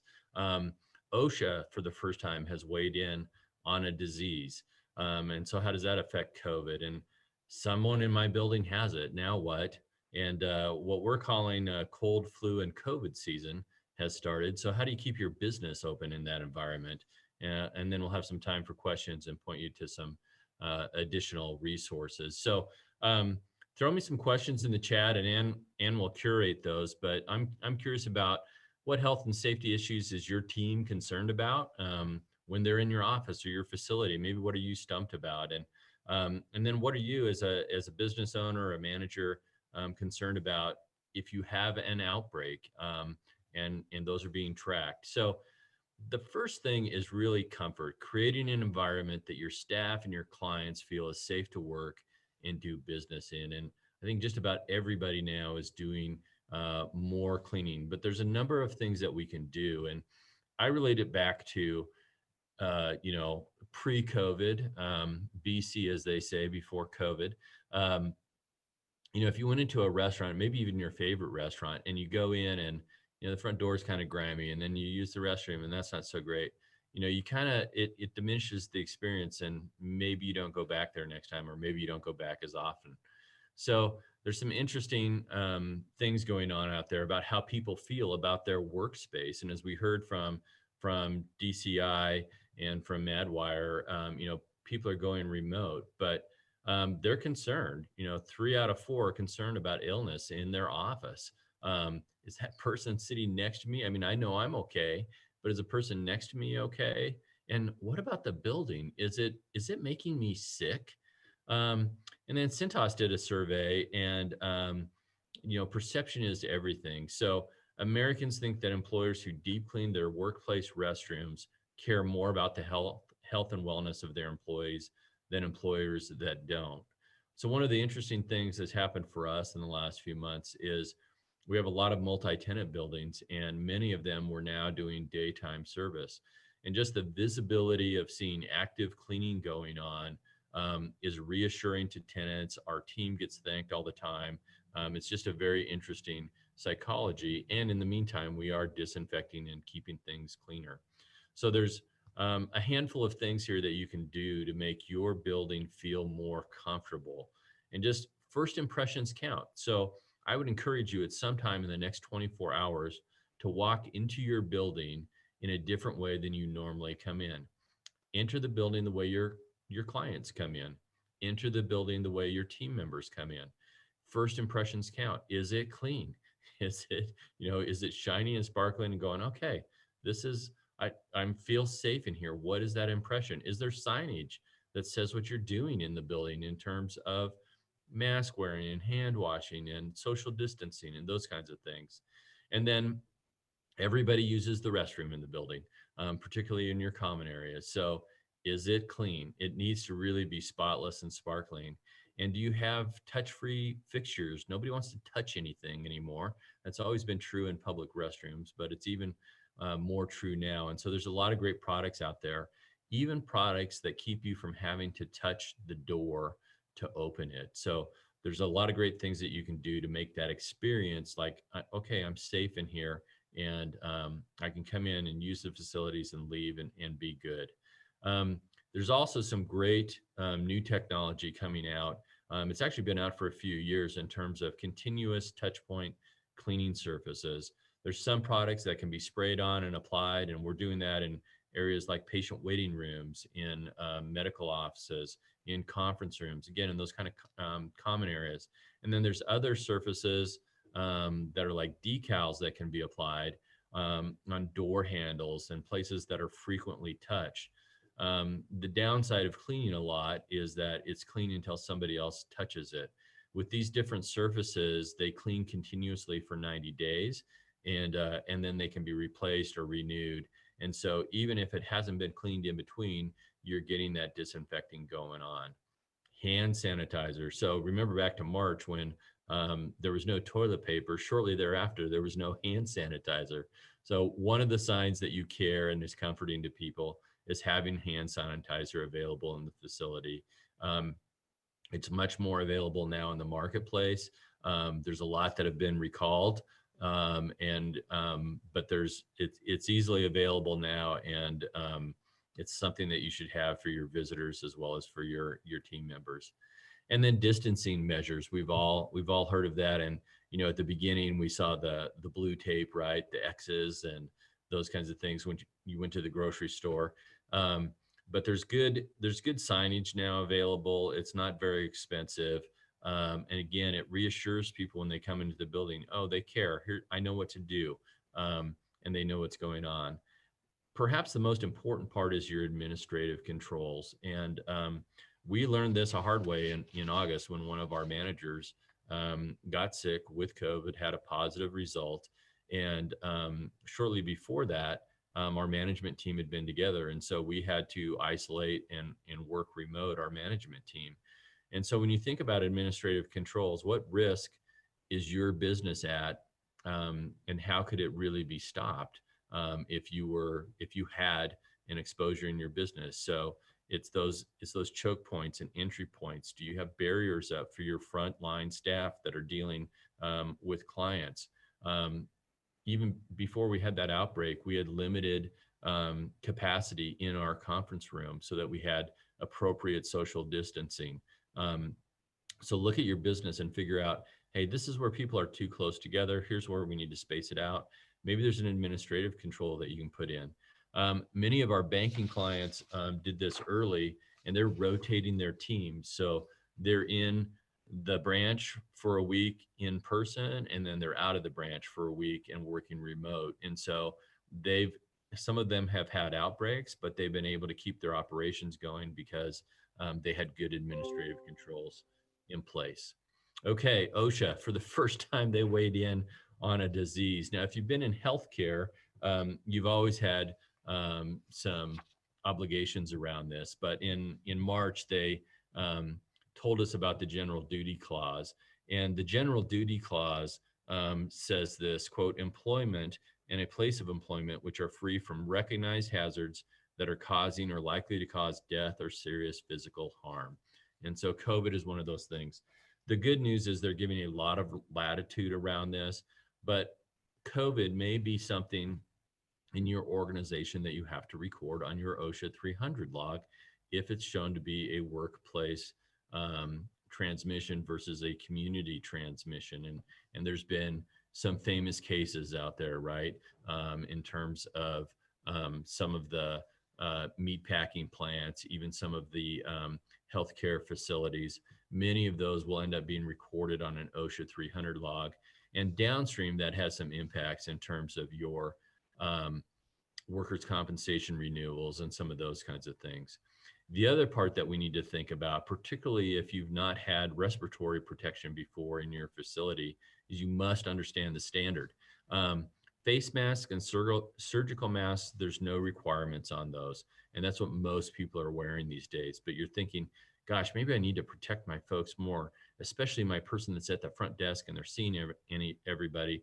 I should put an N95 mask on them, or one of the Chinese KN95 masks. If you decide to do that, they've got to have a fit test, and you have to have a respirator policy. So understand what you're doing because that does restrict breathing to a degree, and that can create some other obligations of record keeping and testing and those kinds of things in your organization. And frankly, it's probably not necessary unless you're having direct contact with infected folks or infected areas. That's not going to really be a big deal. Okay, now what? Someone in my building has COVID. We've done probably 50 or 60 decontaminations of buildings at this point, and we get lots of questions all the time. So does everyone have to quarantine at work? Do I have to close my office for 14 days? And of course, am I going to get sick? That's the first thing. Remember the survey, right? Is the person working next to me, or is my building going to make me sick? So let's try to answer a few of those. The first thing is I tell people really, let's assess. Take a deep breath and let's not panic. We want to assess where was the person in the building, how long were they there, how sick have they been, what's going on, and then we can build a plan. So I literally had a call yesterday out of one of our multi-tenant buildings. Hey, we had a 20-year-old in the suite. She worked on Monday all day. She had a COVID test, came back positive. Her only symptom was a headache. Unfortunately, we had already cleaned the building the night before when she was in there. So we'd done some basic stuff. So we went back in there. The suite's being isolated before it's being cleaned to lower some costs. Their entire staff is going home. And then the common areas were decontaminated last night for the rest of the occupants in the building. So whether we decontaminate or deep clean, it's based on viral load and the exposure amounts. The difference is the training that our team members have and the PPE that we wear. If it's a COVID contamination and there's a good viral load in there, we'll be completely suited up with masking and full body suit, and we use some different equipment and chemicals to clean it. So big thing to remember, you're going to have somebody sick. The standard out of the CDC is close contact for prolonged time of at least 15 minutes or more within 6 feet or less. So when you've got that person, you can do your own contact tracing. Don't rely on the county because you can prevent this and stop it early. So understand that that's that standard, and the CDC is updating these things on their website continually. And then once you understand the exposure, communicate it. Don't try to hide it because it's going to come out. So communicate in a calm way and communicate to your staff what the potential exposure was and to your critical vendors. I cannot tell you how many times we have cleaned buildings over the last 6 or 7 months.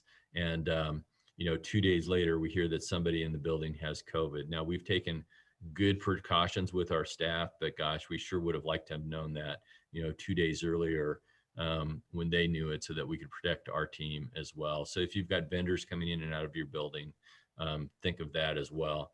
But frankly, clear communication up front, being transparent about what's going on without sharing patient information is really helpful to your team and will calm them.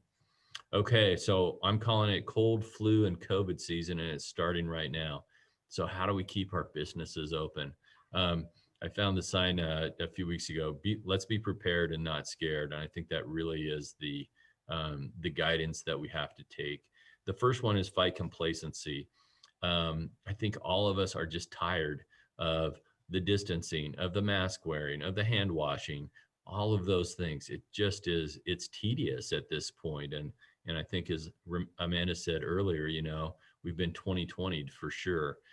So fight that complacency. That's going to be the biggest thing, because somebody will be sick in your business.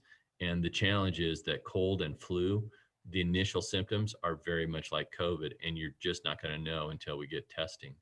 The second idea is understand the guidance. So the county, the CDC, they've all put good guidance out, and depending on your type of business, follow those. It's not exactly fun to wear a mask all day in your common areas, but you might need to do that. In private offices, one person, you don't need to have a mask on. So understand what you need to do. And then assess your risk. If you've got teams that are out there working together, we talked about manufacturing. You may have to do more cleaning. You may have to put some barriers up. We've got teams of people that drive in company vehicles together, 2 of them. So unfortunately, they're in close contact and they have to wear a mask the entire time that they're in the vehicle. Trust me, it wasn't popular, but once we explained why we're doing it and what could happen, we don't want to wipe a team out. So we're taking those extra steps. So assess your risk and where maybe you're vulnerable in your business. And then of course, decide on your controls, and they're going to be different. The bank customers I was telling you about, they can flip their staff back and forth.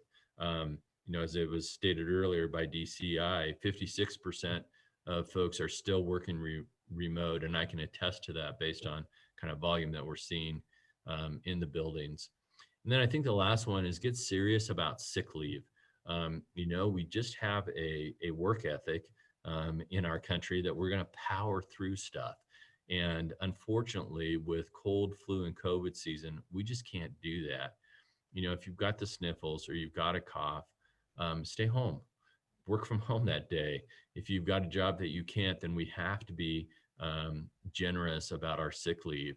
And, there's provisions in the CARE Act that are reimbursing employers for that. So take full advantage of that. In the state, we've got a new law coming in on January 1st on sick leave. So depending on the size of your organization, be sure that you're up to speed on that as well. So Ann, let's open it up for some questions. I've thrown a lot of stuff out there and see what folks are thinking about. Thanks, Pete. So we have a handful of questions that have come through the chat.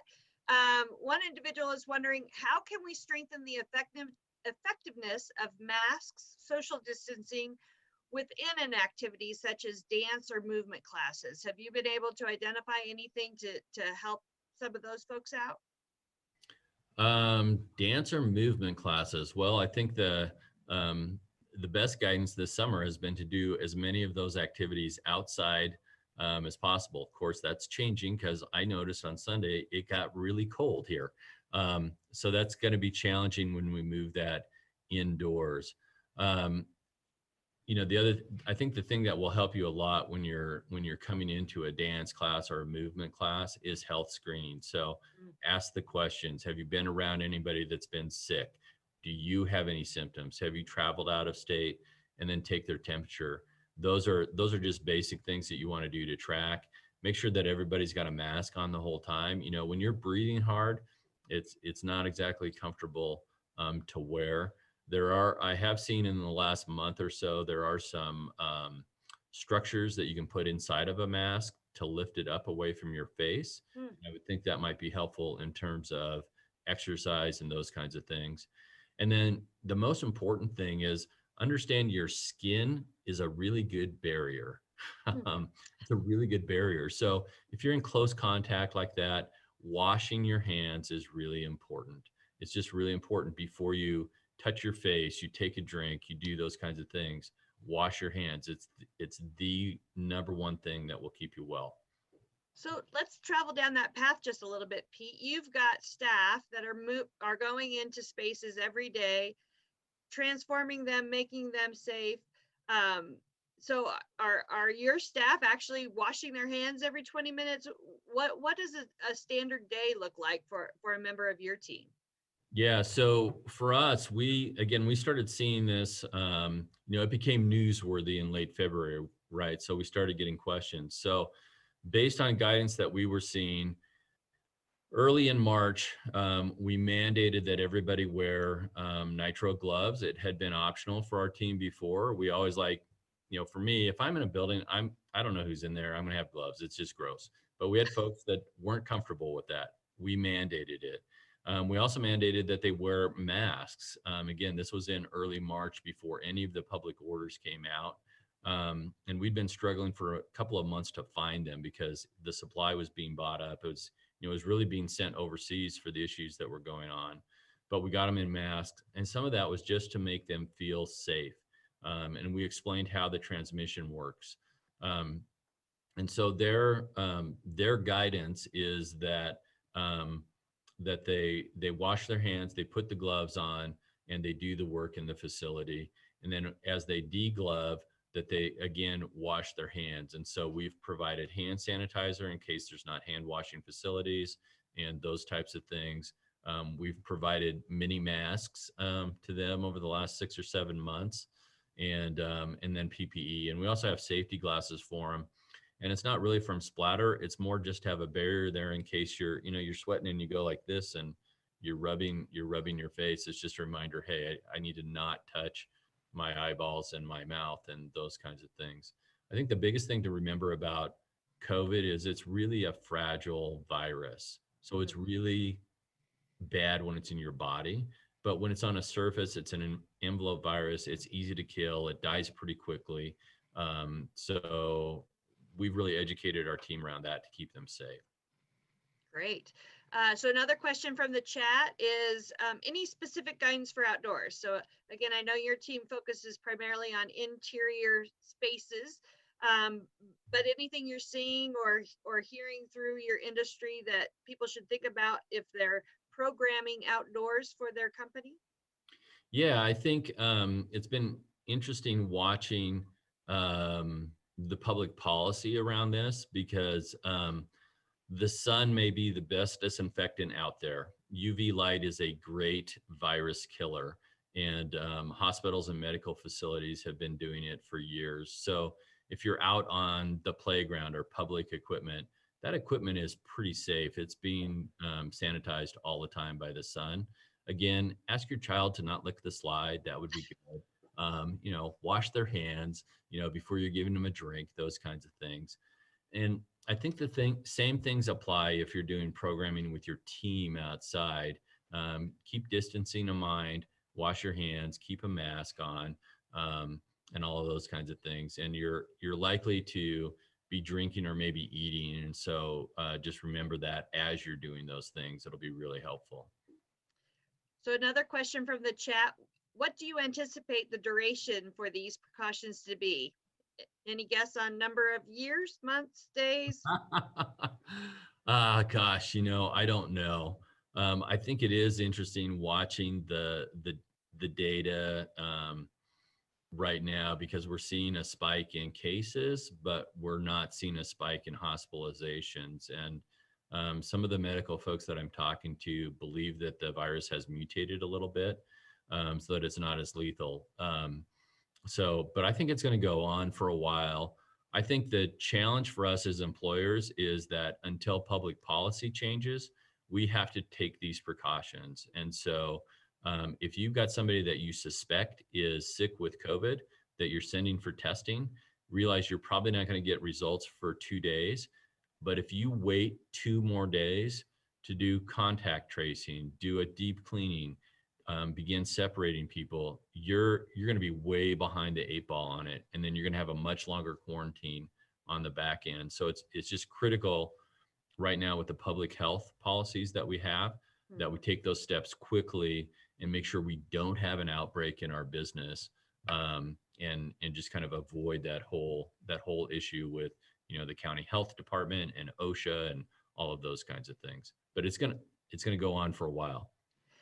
So Pete, you mentioned we're sliding quickly into cold, flu, and COVID season. Talk about required flu shots. What are your thoughts on that? And are you doing that for your own company? Oh man, I am not a fan of flu shots, so I'm the wrong person to ask about that. But many of our health care providers, all of their staff require them. So I think it really is a personal decision. There is some interesting studies going on out there. Some experts think that in a given season, only one upper respiratory disease can prevail, and they believe it'll be COVID. So it's competitive we're all host bodies, right, for these things.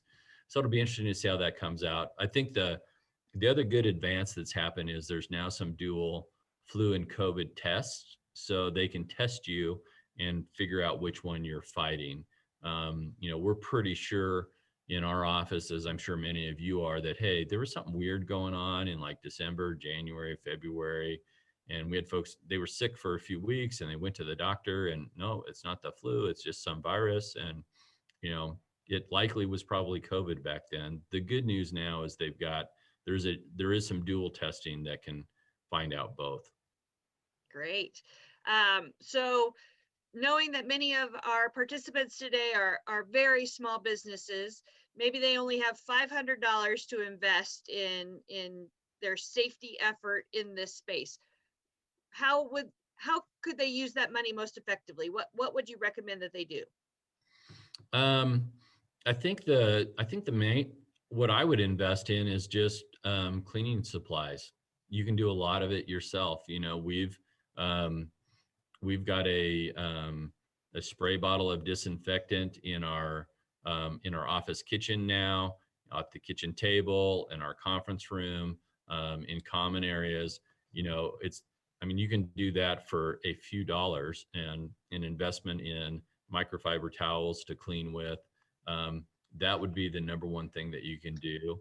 And then, you know, many companies are now getting branded masks for their team so that they look professional as part of their uniform.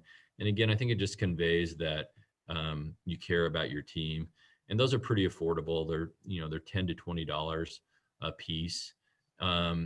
The other thing that was in the survey that I didn't share is that a sign that says about hand washing increases hand washing by 40%.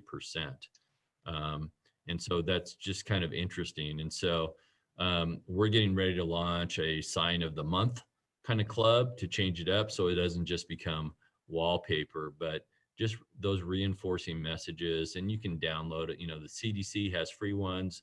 There's lots of interesting ones out there on the internet. So those are some really low cost things that you can do. But don't, you know, just, I would say your team can do some self-cleaning and that'll make them feel empowered. Like, okay, I'm the only one that works in my office, but I've got the ability to wipe it down. Outstanding. Thank you so much, Pete, for the information you shared today, the insights. I'm definitely writing down and reminding myself that perception is reality and keep that bathroom clean. So thank you again for joining us, Pete. We appreciate it. You can see that we've got some additional resources available from Pete and Total Facility Care at www.totalfacilitycare.com/COVID-19/. We'll also make sure to share those out to our registered folks after the event. So thank you so much, Pete. We're going to switch topics again, and we're going to head into some insight relative to the future of work. We are thrilled to have Eric Olsen joining us. Eric is the district president for Robert Half International, overseeing Colorado and Nebraska markets. Robert Half specializes in both temporary staffing and permanent placement for positions in accounting, finance, office, IT, legal, creative, and consulting. In 2019, Robert Half had over $6 billion in revenue and is a member of the S&P 500. Worldwide, they have over 300 offices in 20 countries. Eric has over 30 years of professional staffing experience working with all sizes of companies and all types of candidates. In addition, he has founded 3 of his own staffing companies based in Colorado. All 3 of these companies were built and ultimately sold to larger organizations. He has a finance degree from Iowa State University and resides in Arvada, Colorado. Always thrilled to have the power of virtual. Welcome, Eric. Hello, welcome. Thank you. I appreciate the meeting so far, Ann. We've had a great group of presenters, and hopefully I can wrap us up with a lot of very similar themes. I think it's interesting. So much great information from Robin and Heather, Amanda, Farrah, and Peter. So, all right. Wanted to talk about, obviously we're in a new normal, right? And while we're several months into this pandemic, there's a lot of things that we can do to better our company. There's a lot of things that we've learned already. And one of the things that I thought was interesting is while Robert Half is a staffing firm, we're also kind of challenged with finding our own employers. So we're both a user and a provider of talent. So helping our workforce adapt to this new normal, I think, is something where we have both experience as assisting our clients, but also with trying to provide the right workspace for our employees. So what we're going to talk about today, 6 areas: the hiring environment, managing a remote staff, hiring and onboarding remotely, transitioning back to the office, some new practices and expectations, and then tips and strategies to keep your business moving forward. So as you can see, I wanted to start out with, probably I get asked this question 3 times a day. What's the unemployment rate? What does that mean for my company? What does that mean for my job prospects? You can see in August, the last month we have data for, the US economy did add 1.3 million jobs. It was quite robust. The unemployment rate has come down a lot faster than a lot of people thought. Last month was 8.4%. And I think it's interesting, and this is kind of a personal, just having a son who just graduated from college this past spring, the unemployment rate for 4-year degree graduates in the United States is 5.3%. So it is still very competitive to get new hires, and hopefully this new workforce that we've just graduated is finding opportunities that they seek.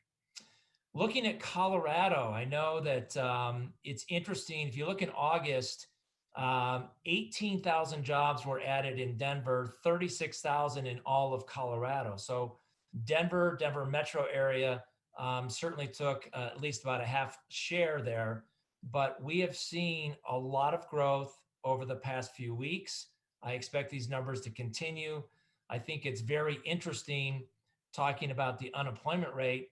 Larimer County, I did some further research, and I believe for August, it came out at 5.6%. So one of the lowest in the entire state is in your backyard. So you guys have already done a great job of attracting companies that have products and services that can withstand maybe some challenges, but also made a very nice place to live and work that is very attractive to workforce.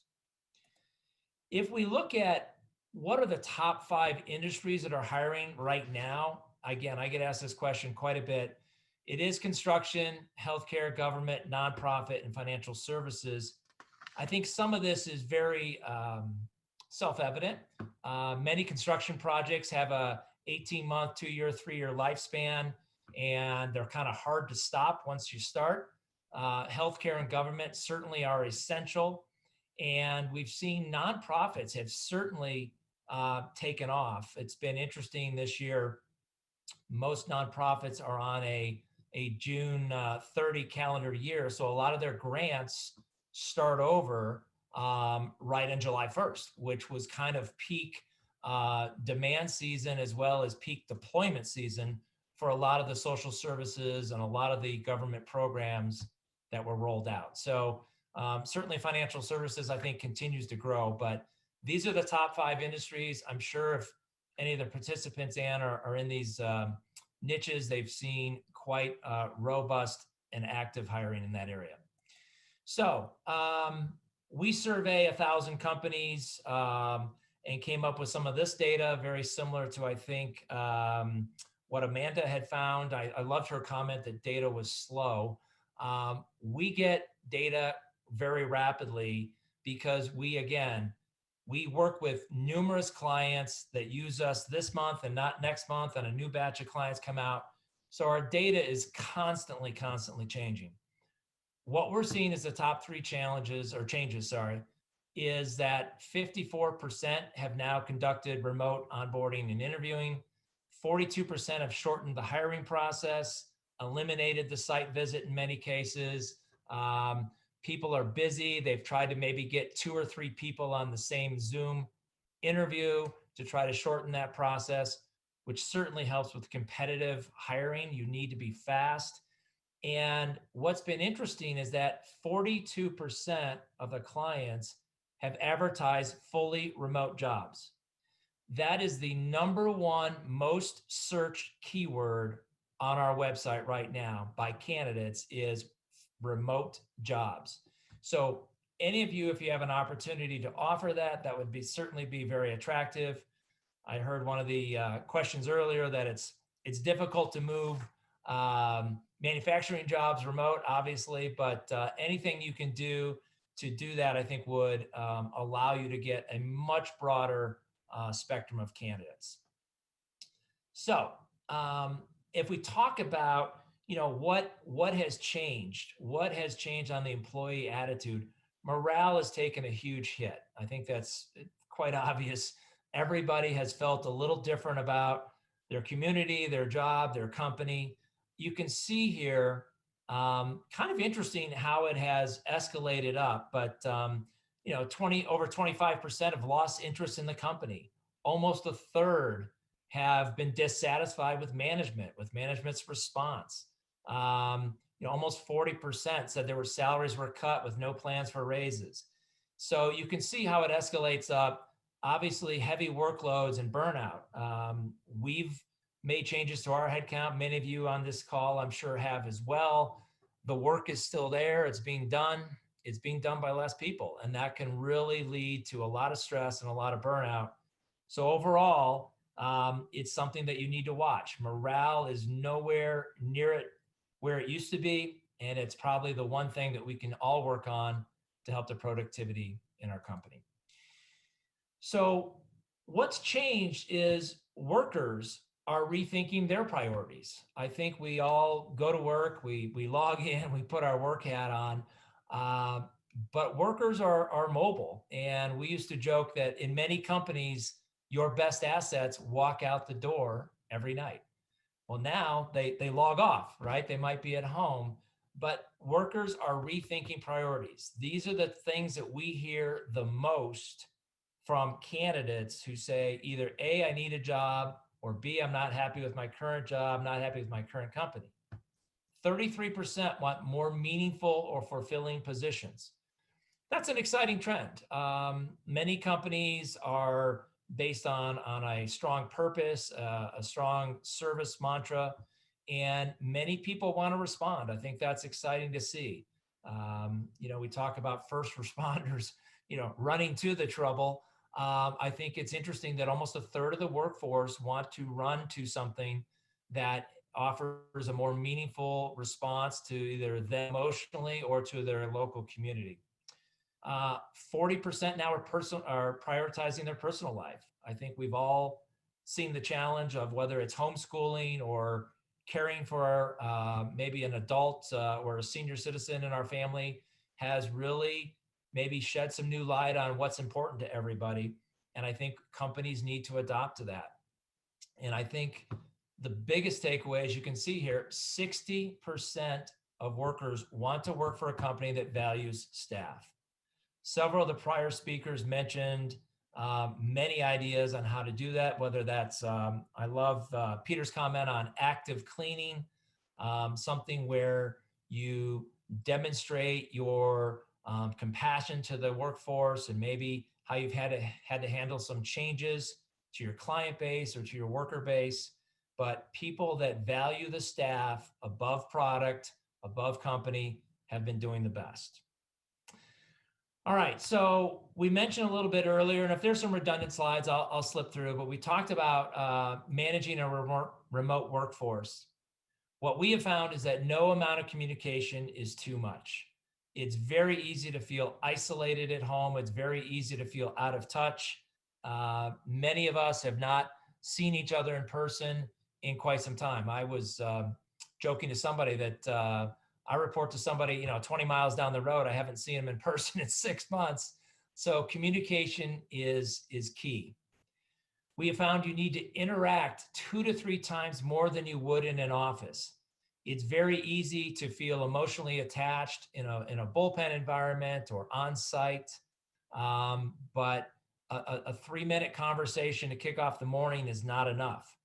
We have found with our remote teams that we bring them together 3 times a day: a morning kickoff, a noon touch base, or a midday touch base, and then an end of day to set priorities for the next meeting.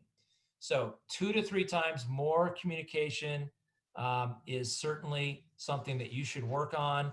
It's something that has a tremendous impact on how people feel connected to their company and connected to their leader. One of the things that has really challenged, I think, a lot of people in this environment is that you need to be a tech champion. There's a lot of new ways to communicate, whether that's Zoom, Microsoft Teams, there's a lot of ways to check in, but it's something that we have found those companies that have adopted to remote workforce the fastest have done the best. I think Amanda talked about how they had moved 600 people remote in 2 weeks. We had about 12,000 worldwide that we took about 4 weeks to move remote. And now, yes, everything is being tracked. We have probably pushed 3 years of tech innovation into 3 months. And so if you have any chance to upgrade your tech, roll out some new communication features or software that might allow you to track productivity or project timelines better, this would be a great time. You can certainly, assign a project to somebody to keep them in charge of that, or maybe divvy that out because it is a challenge. But we have found, again, that tech is what matters. So when it comes to managing a staff, be open and authentic, right? Be upbeat, be honest. We have a lot of what we like to call open, honest adult conversations about where the company is at, where the department's at, where the division is at. We communicate very openly with our clients. I think honesty is something that is very much appreciated by your staff these days. And clearly there might be some things you can't share, but people are nervous, and anything you can do to put them at ease will give you a much more engaged workforce. Part of that is leading with empathy. We don't know the kind of the road everybody is traveling. We don't know who has kids at home maybe, or parents or loved ones that are sick. And it's something that a leader needs to be, again, open, authentic, as I talked about it, but leading with empathy of kind of the old feel, felt, found conversations from early days of how are you feeling? What can I do to help? I've been in those shoes. I understand the challenge. People want to be heard. So if you can demonstrate empathy as a leader, that'll engage your workforce. Okay. We have found that empathy will lead to these following takeaways. You become certainly more approachable. You're accommodating in your style. Your teams are more resilient. They know they can come to you with a challenge. They know they can say, I need some time off. I need CTO. We have been encouraging our staff to take time off. We've been, certainly don't want to have a shameful environment. We've been encouraging people, hey, I noticed you haven't taken any time off in 2 or 3 months. It's time for a vacation. Can we get something scheduled? So be inclusive, remain calm, be supportive. I think all of us want to be the best leaders we can. Certainly our teams deserve a good leader. And these are some of the tactics that we have counseled our clients on. It's something we've tried to use. And certainly I think the workforce is responding. If you can offer generous flexibility, that would be key. That is probably the second thing that we hear about from our candidates. I need a company that's more flexible. There's too many rules. It's too rigid. There's some things, guys, that just aren't as important as they used to be. And, I've noticed this much earlier. I think we've all found time to sneak in an errand at work, or leave early on a day and drop off something at the cleaners, whatever it is. When you're at home, companies, we default to, are you on? We expect you to be on, and we have to respect, I think, the workday. And I think we also have to understand that people are going to need flexibility. If we talk about flexibility, windowed work, I think Farrah mentioned this earlier today. This is a new phrase. It kind of takes the concept of 8 to 5 and an hour for lunch, or 9 to 5 with an hour for lunch, however your company operates. But you might get work done in 2-hour windows. There might be an hour that people go dark during the day, and you just have to get used to it. We survey our entire workforce every month for 3 weeks. We leave the survey open. 4th week of the month, we get the results. We try to accommodate, we try to adapt to new strategies. This one came out of a lot of our internal surveys.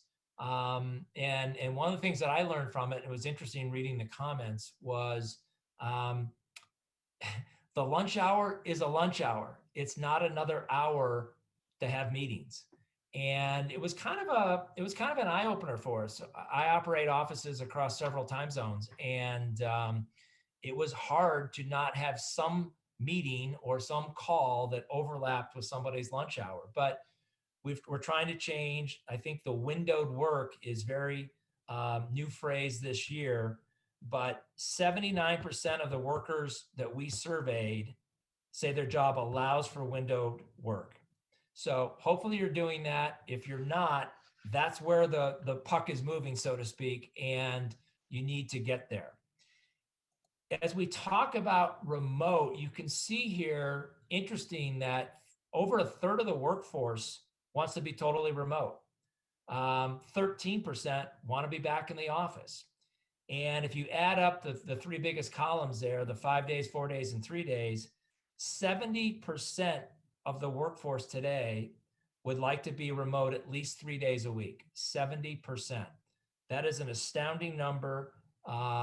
There are certainly some things that COVID has brought out that probably will moderate over time, but I think this remote workforce is here to stay. All right, so the work still needs to get done. People want to work remote. Eric, people want window time. I need to lead with empathy. I need to be flexible, but the work still needs to get done, right? We recommend you reprioritize projects as necessary. Give every project an owner, right? We've all seen sometimes too many people on a call, too many people on a committee. One champion will get the job done. People like to be challenged. They like to take ownership. If you need an initiative done, this is the time to challenge people on your teams. Most people will rise up. They love to be challenged. And certainly everybody in this call, if you lead a workforce, you can't be superhuman. You need to get your team involved. So give everybody an owner. As we talk about hiring remotely, that has been a very big challenge. And as a company that probably had 20 or 30 interviews in our office every day of candidates or clients and candidates meeting, hiring remotely has been a very, very strong change to our operating model. I'm sure many of you have already adopted to this, but it is something that is here to stay. So how can we do the most successful job of hiring remotely? First off, we recommend that you tap your network, former employees, current employees, or even remote interim staff. We've done that. We've opened up and gone back to people that have left our company in the past 2 or 3 years. You're already trained, you know us.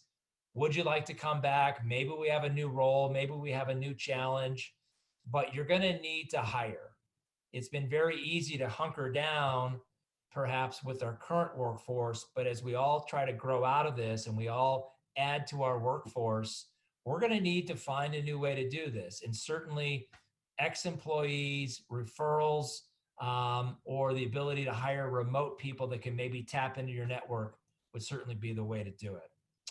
Obviously, you got to have a little commercial, I guess, but there are specialized staffing firms. There are people that can help you, whether it's accounting like we do, or construction, creative, engineering, medical. There are people that have the database, the access to the labor force that you might need that will allow you to either try before you buy or bring in for a special project before you make that full-time commitment.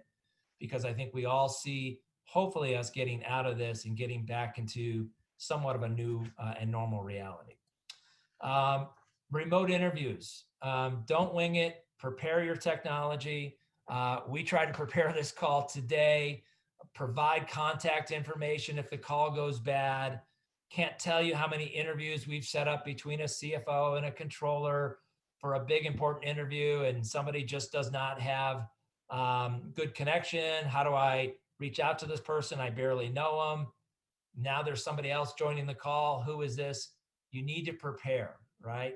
Have a backup plan, minimize distractions.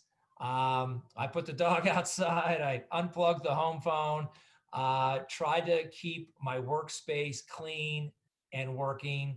We've seen many interviews go poorly, right? Some younger workforce have maybe roommates, 2, 3 dogs. It's been a challenge. So prepare, plan for something to go wrong. And then as we look at it, one of the things that's interesting is one of the new things you need to do is really evaluate somebody's aptitude for remote work. Do they have a workspace? Do they have technology? Do they have good communication skills? Certainly, but also good connectivity. There's a lot that has changed about the new hiring. I wanted to leave a few things for questions. So I might stop it here, Ann, because I know we only have about 5 minutes left, but organizational fit and culture is probably one of the biggest challenges today. So I will throw it back to you and to our audience. Excellent. Thank you so much, Eric. So much great information. One of the questions that did pop up in the chat was relative to the work priorities conversation. As you were doing that analysis, doing that study, did you see any differences between age groups, college grads versus an experienced worker? Did you see a shift in priorities for those folks? Well, the younger workforce clearly enjoys companies with a purpose. They want to make a difference. There's a lot more, but what do they do than maybe an older worker or more experienced worker that is more about, this is what I do, this is what I can offer. So it's very easy to go, size, industry, position is probably the first 3 things clients want to interview on. But with a younger workforce, it's more about what does the company do and does it make a difference? Okay, great. I'm curious, again, you're just outside of Northern Colorado in Arvada. Based on all of the trends, everything that you're seeing nationally, which is the item that we need to pay attention to most here in Northern Colorado, in your opinion? Well, I think that what we've seen in Northern Colorado, again, is certainly that you can attract people from many different localities. They will commute. And I think that what we've seen is companies that have or industries that are growing. People want to be part of a growing industry where they see a long-term career, but also the education system. I think a lot of people realize this has been a challenging year and they're looking for something where they can see their kids or their family getting the education they want. Excellent. So again, we are taking questions in the chat of YouTube or to ahutchison@fcchamber.org. Looks like I've got a question here. I'll see if I can interpret well here. Did people interviewed have the opportunity to define, put values in staff, as this is subjective? More important from a manager perspective to be in line with employee expectations. I guess maybe that's the heart of the question is, do you, again, in the seat that you sit in, have suggestions on how people can get in alignment relative to management versus employee? Well, there's a lot there to unpack. I would say that one of the things that we've done is make sure everybody understands the company and the company values, and that they try to promote those values at every interaction. So, for example, we've led every regional or national conference call with the same script. Number one, your health and safety is our number one priority. We start every call with that, whether we're talking financial results, new websites, new communication tools, new technology. We start every call with the same message because it's important that people hear that story again and again, understanding that, words have meaning and it's easy to not follow through. But if they hear the same consistent pattern, then I think they believe that management is behind those goals. Great. So speaking about this remote hiring, remote work, a question has come in on email asking about culture and fit. And are you recommending group calls with a prospect and the team that he or she may or may not be working with? Yeah, we've done, so we do a lot of remote interviews every day. And one of the things that we have done is try to get as many people on that call at once, introduce them. It certainly means a more welcoming environment, but people want to feel a connection and you don't know who's going to connect with who. So having more people on the call where a prospective employee could feel like, well, I understand this person, but I really was aligned with that person. This could be something I want to pursue, would be important. You know, not everybody reacts the same way to one-on-one conversation. So since teamwork is so valuable, if you can get more teams involved, you have a much better chance of being seen as both attractive to the candidate, but also fostering a good teamwork environment. Excellent. And I was super fascinated by the strengths that you say are really important for remote workers to have success at this point in time. Any suggestions for some of the folks that might be joining us that are searching for a job, want to build those skills? Where can I learn more about those skill sets and how can I develop those over time? Well, again, a lot to unpack there. Certainly, as you do searches online, you'll see a lot of the same keywords or areas that seem to have the most demand. We talked about the 5 industries. Certainly, there's a lot of articles online or on our website about those skills that are in demand. One of the things that you could do is if you have interviews and you don't get it, certainly it's not unusual to ask either a recruiter or that company maybe will give you a small debrief on where you can improve upon. But chances are you've probably heard 2 or 3 questions that maybe you've been stuck on or that you need to answer better. So certainly role play. We role play with my staff every day, trying to coach candidates on how to be more attractive to companies. But also we got to coach the hiring managers that it's not just, you know, here I am, here's the job, do you want it? You really got to sell. And we've had a hard time getting clients, hiring managers to understand it is a competitive environment like I talked about, that it is not this 14, 18% unemployment. As I mentioned, it's 8 in Larimer County, it's in the mid 5s. And of that, usually 2 or 3% are unemployable based on criminal offense, background check, whatever. So I would state the case for Larimer County, the unemployment rate is probably 3% based on that. Awesome. Thank you so much, Eric. Wonderful insight, wonderful information. I especially appreciate data that perhaps is a little more timely. That's incredibly powerful, and we thank you for your time today. So we're coming into the last little bit of our Talent Summit today, and as part of that, we wanted to showcase Talent 2.0. Many of you that attended last year had the opportunity to preview some of the programs that we were releasing over the last year. We wanted to provide some updates for you on that. For those of you that don't know about Talent 2.0, it is a workforce development partnership with a steering committee comprised of the Larimer County Workforce Board, local businesses, industry associations, area training and educational institutions, as well as community-based organizations.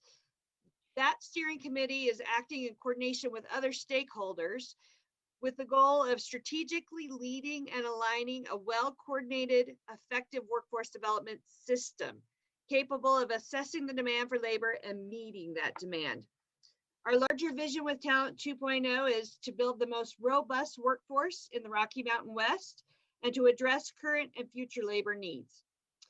As I mentioned, if you had joined us last year for our Talent Summit, you got some sneak peeks, and we're happy to bring back some updates on those sneak peeks. They were specific to our trailing spouse program and work-based learning. So we're gonna slide right into trailing spouse. The program is called Hire Me, Connect My Partner, and we have Andrew Miner joining us to give you an update on that program. Andrew is the Workforce Connections Team Coordinator for Larimer County, and I'm going to go ahead and share my screen so Andrew can walk you through what's happening with Hire Me, Connect My Partner. Welcome, Andrew. Hi, good morning, everyone. Thank you so much for inviting me here, Ann. I really want to thank the Fort Collins Chamber for convening such a awesome summit. We know there's just a great amount of information that you bring together for us each year, and so we always look forward to that. And so thank you for giving me just a moment to talk to you a little bit about our initiative here. So this is a partnership between the Fort Collins Chamber of Commerce and the Larimer County Economic and Workforce Development to bring a set of services to all local businesses that are maybe looking outside of the area to recruit their talent. So Hire Me, Connect My Partner is a, we can move to the next slide. Was brought to us, we looked at some data from a 2018 Atlas survey that stated nearly 60% of all job relocations are going to be impacted by the spouse or partner's ability to connect with meaningful employment. So because it's such an important aspect of it, we wanted to make sure that our local businesses were equipped to be able to offer recognition of how important it is to connect a partner to meaningful employment. So here's just a brief list of some of the services that are made available, but it's more important to understand just how individualized and customizable the services become. We know that working with a individual who has got 20 years of executive experience or working with an individual who's been out of the workforce the last 5 years, there's going to be a very different needs assessed with each one of those. So next slide. So the present state, we know that there's a large demand for recruitment services right now. I know it's difficult to see that across the board, but we just through our communication with our business partners and the amount of positions that we're posting daily to our database, we know that there is a demand for talent out there. And so if you are a firm that's going to be looking to recruit from out of the area, we want to make sure that these services are available to you. So it can become just a part of your recruitment package that you've already put together, or you can rely on us, completely to be able to connect to that partner to some meaningful employment. Either way, it gives you the ability to meet the need of that person you're recruiting and make sure you're putting some of their worries at ease. And then next slide, you can just show you quickly the firms that we've already reached out to be able to partner with, to be able to create connections, to be able to create a network of opportunities, to be able to reach out in the case that we find open availability for that partner or spouse. And then our last slide, just a real quick success story. We did get preempted by COVID quite a bit, so that we launched in November. We did go fully active. We began with two highly motivated people to take advantage of the services. We did find full-time meaningful employment for one, and the other, I believe, is in her third interview this week. So she's hopefully expecting an offer here very soon, and that's even through the health crisis that we've experienced. And that is a very quick synopsis of our program offerings. We can be reached through our personalized email, connectmypartner@larimer.org, or you can always reach out to the Fort Collins Chamber to be able to get connected to these. It's also on the Work in Northern Colorado website. Fantastic, Andrew. Will you say that email once again for those folks that are listening at home, where they can get a hold of you and this program? Absolutely. Thank you. It's connectmypartner@larimer.org. Outstanding. Thank you so much, Andrew. Short and sweet, but hit the highlights, and we appreciate that. Next up, we have Sandy Jackman joining us, and she's going to talk about work-based learning, that learning that can occur at your facility, either through internships, apprenticeships, other experiences. Sandy is an internship coordinator with Larimer County Economic and Workforce Development. She's also the Work-Based Learning Navigator for the Larimer County Work-Based Learning Alliance. The Alliance is a collaboration of public partners working together to make access to work-based learning and talent easier and more efficient for business. Welcome, Sandy. Thank you very much. And I would like to start out first by thanking the Fort Collins Chamber of Commerce and the Colorado Workforce Development Council for their support and resources in making this alliance work. We are currently in our third year of collaboration We have a collaboration of educational partners, workforce partners, and nonprofits in our community. What we are currently working on is what you see on the screen. This is a draft of a collaborative website where businesses can connect and learn about work-based learning. So there's an opportunity to come in here and learn about why work-based learning matters to you as a business and how you can connect to current talent and to future talent to help fill some of the gaps that you have in your workforce. Again, whether they be current or future, all of our partners provide or work with the talent that could be filled in. So this is just a quick sneak peek at what's to come within the next month when we get this website live and available, and we will get it moved out to you. How is this going to be meaningful to you all? It will give you an opportunity to learn, and it will give you an opportunity to connect directly with our systems that sometimes can be big and difficult to maneuver through. There will also be an opportunity through this website to connect directly with one person who can help be a liaison to these organizations to make the process flow more efficiently and easier for you as a business. So I am going to turn it back over to Anne, and I'm excited to get this out to all of you within the next month. Outstanding. Thank you, Sandra. Big takeaway there that we hope all of our audience hears is one-stop shop. We want to make this as easy as possible for you as employers to bring in interns, to bring in apprentices, to do that learning in your site to help you create your pipeline. So keep an eye out for the release of the site. It's very exciting, and again, a tremendous opportunity for you as employers. To close up, we are going to talk a little bit about work in Northern Colorado. That's our talent portal. And we certainly want to make sure that you as community members, as business leaders, know that this resource is available. This has become our one-stop shop for talent attraction. You're hearing that a lot because we're trying to make this as easy as possible for you to access and to utilize. Workinnortherncolorado.com is the place to go. I'm happy to report that we've had over 20,000 jobs in Northern Colorado posted on this site, thanks to our software that scours Indeed for postings. In addition to showcasing work opportunities, the portal also has information about living and playing in Northern Colorado. And then we have a resource toolbox for our HR friends, a great place to access information, one-page information sheets about the area. This is also where you can access the Hire Me, Connect My Spouse program. You can connect to work-based learning here, but again, a one-stop shop for you as HR folks to be able to find that talent that we know that you all need. We're going to wrap up today with another round of thanks to our speakers. It's just been a wonderful morning, spending time with them, gaining new insights, and hopefully giving you some information that is valuable to your organization.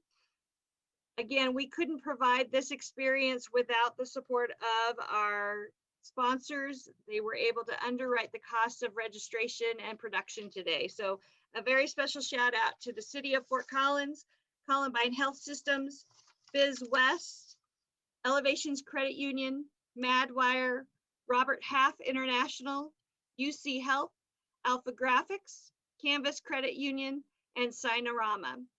This video will be available after the event. If you've got others in your network that you'd like to share with, it'll be posted right there on our YouTube channel. We look forward to seeing you at our next virtual event and appreciate your time today. Have a great one.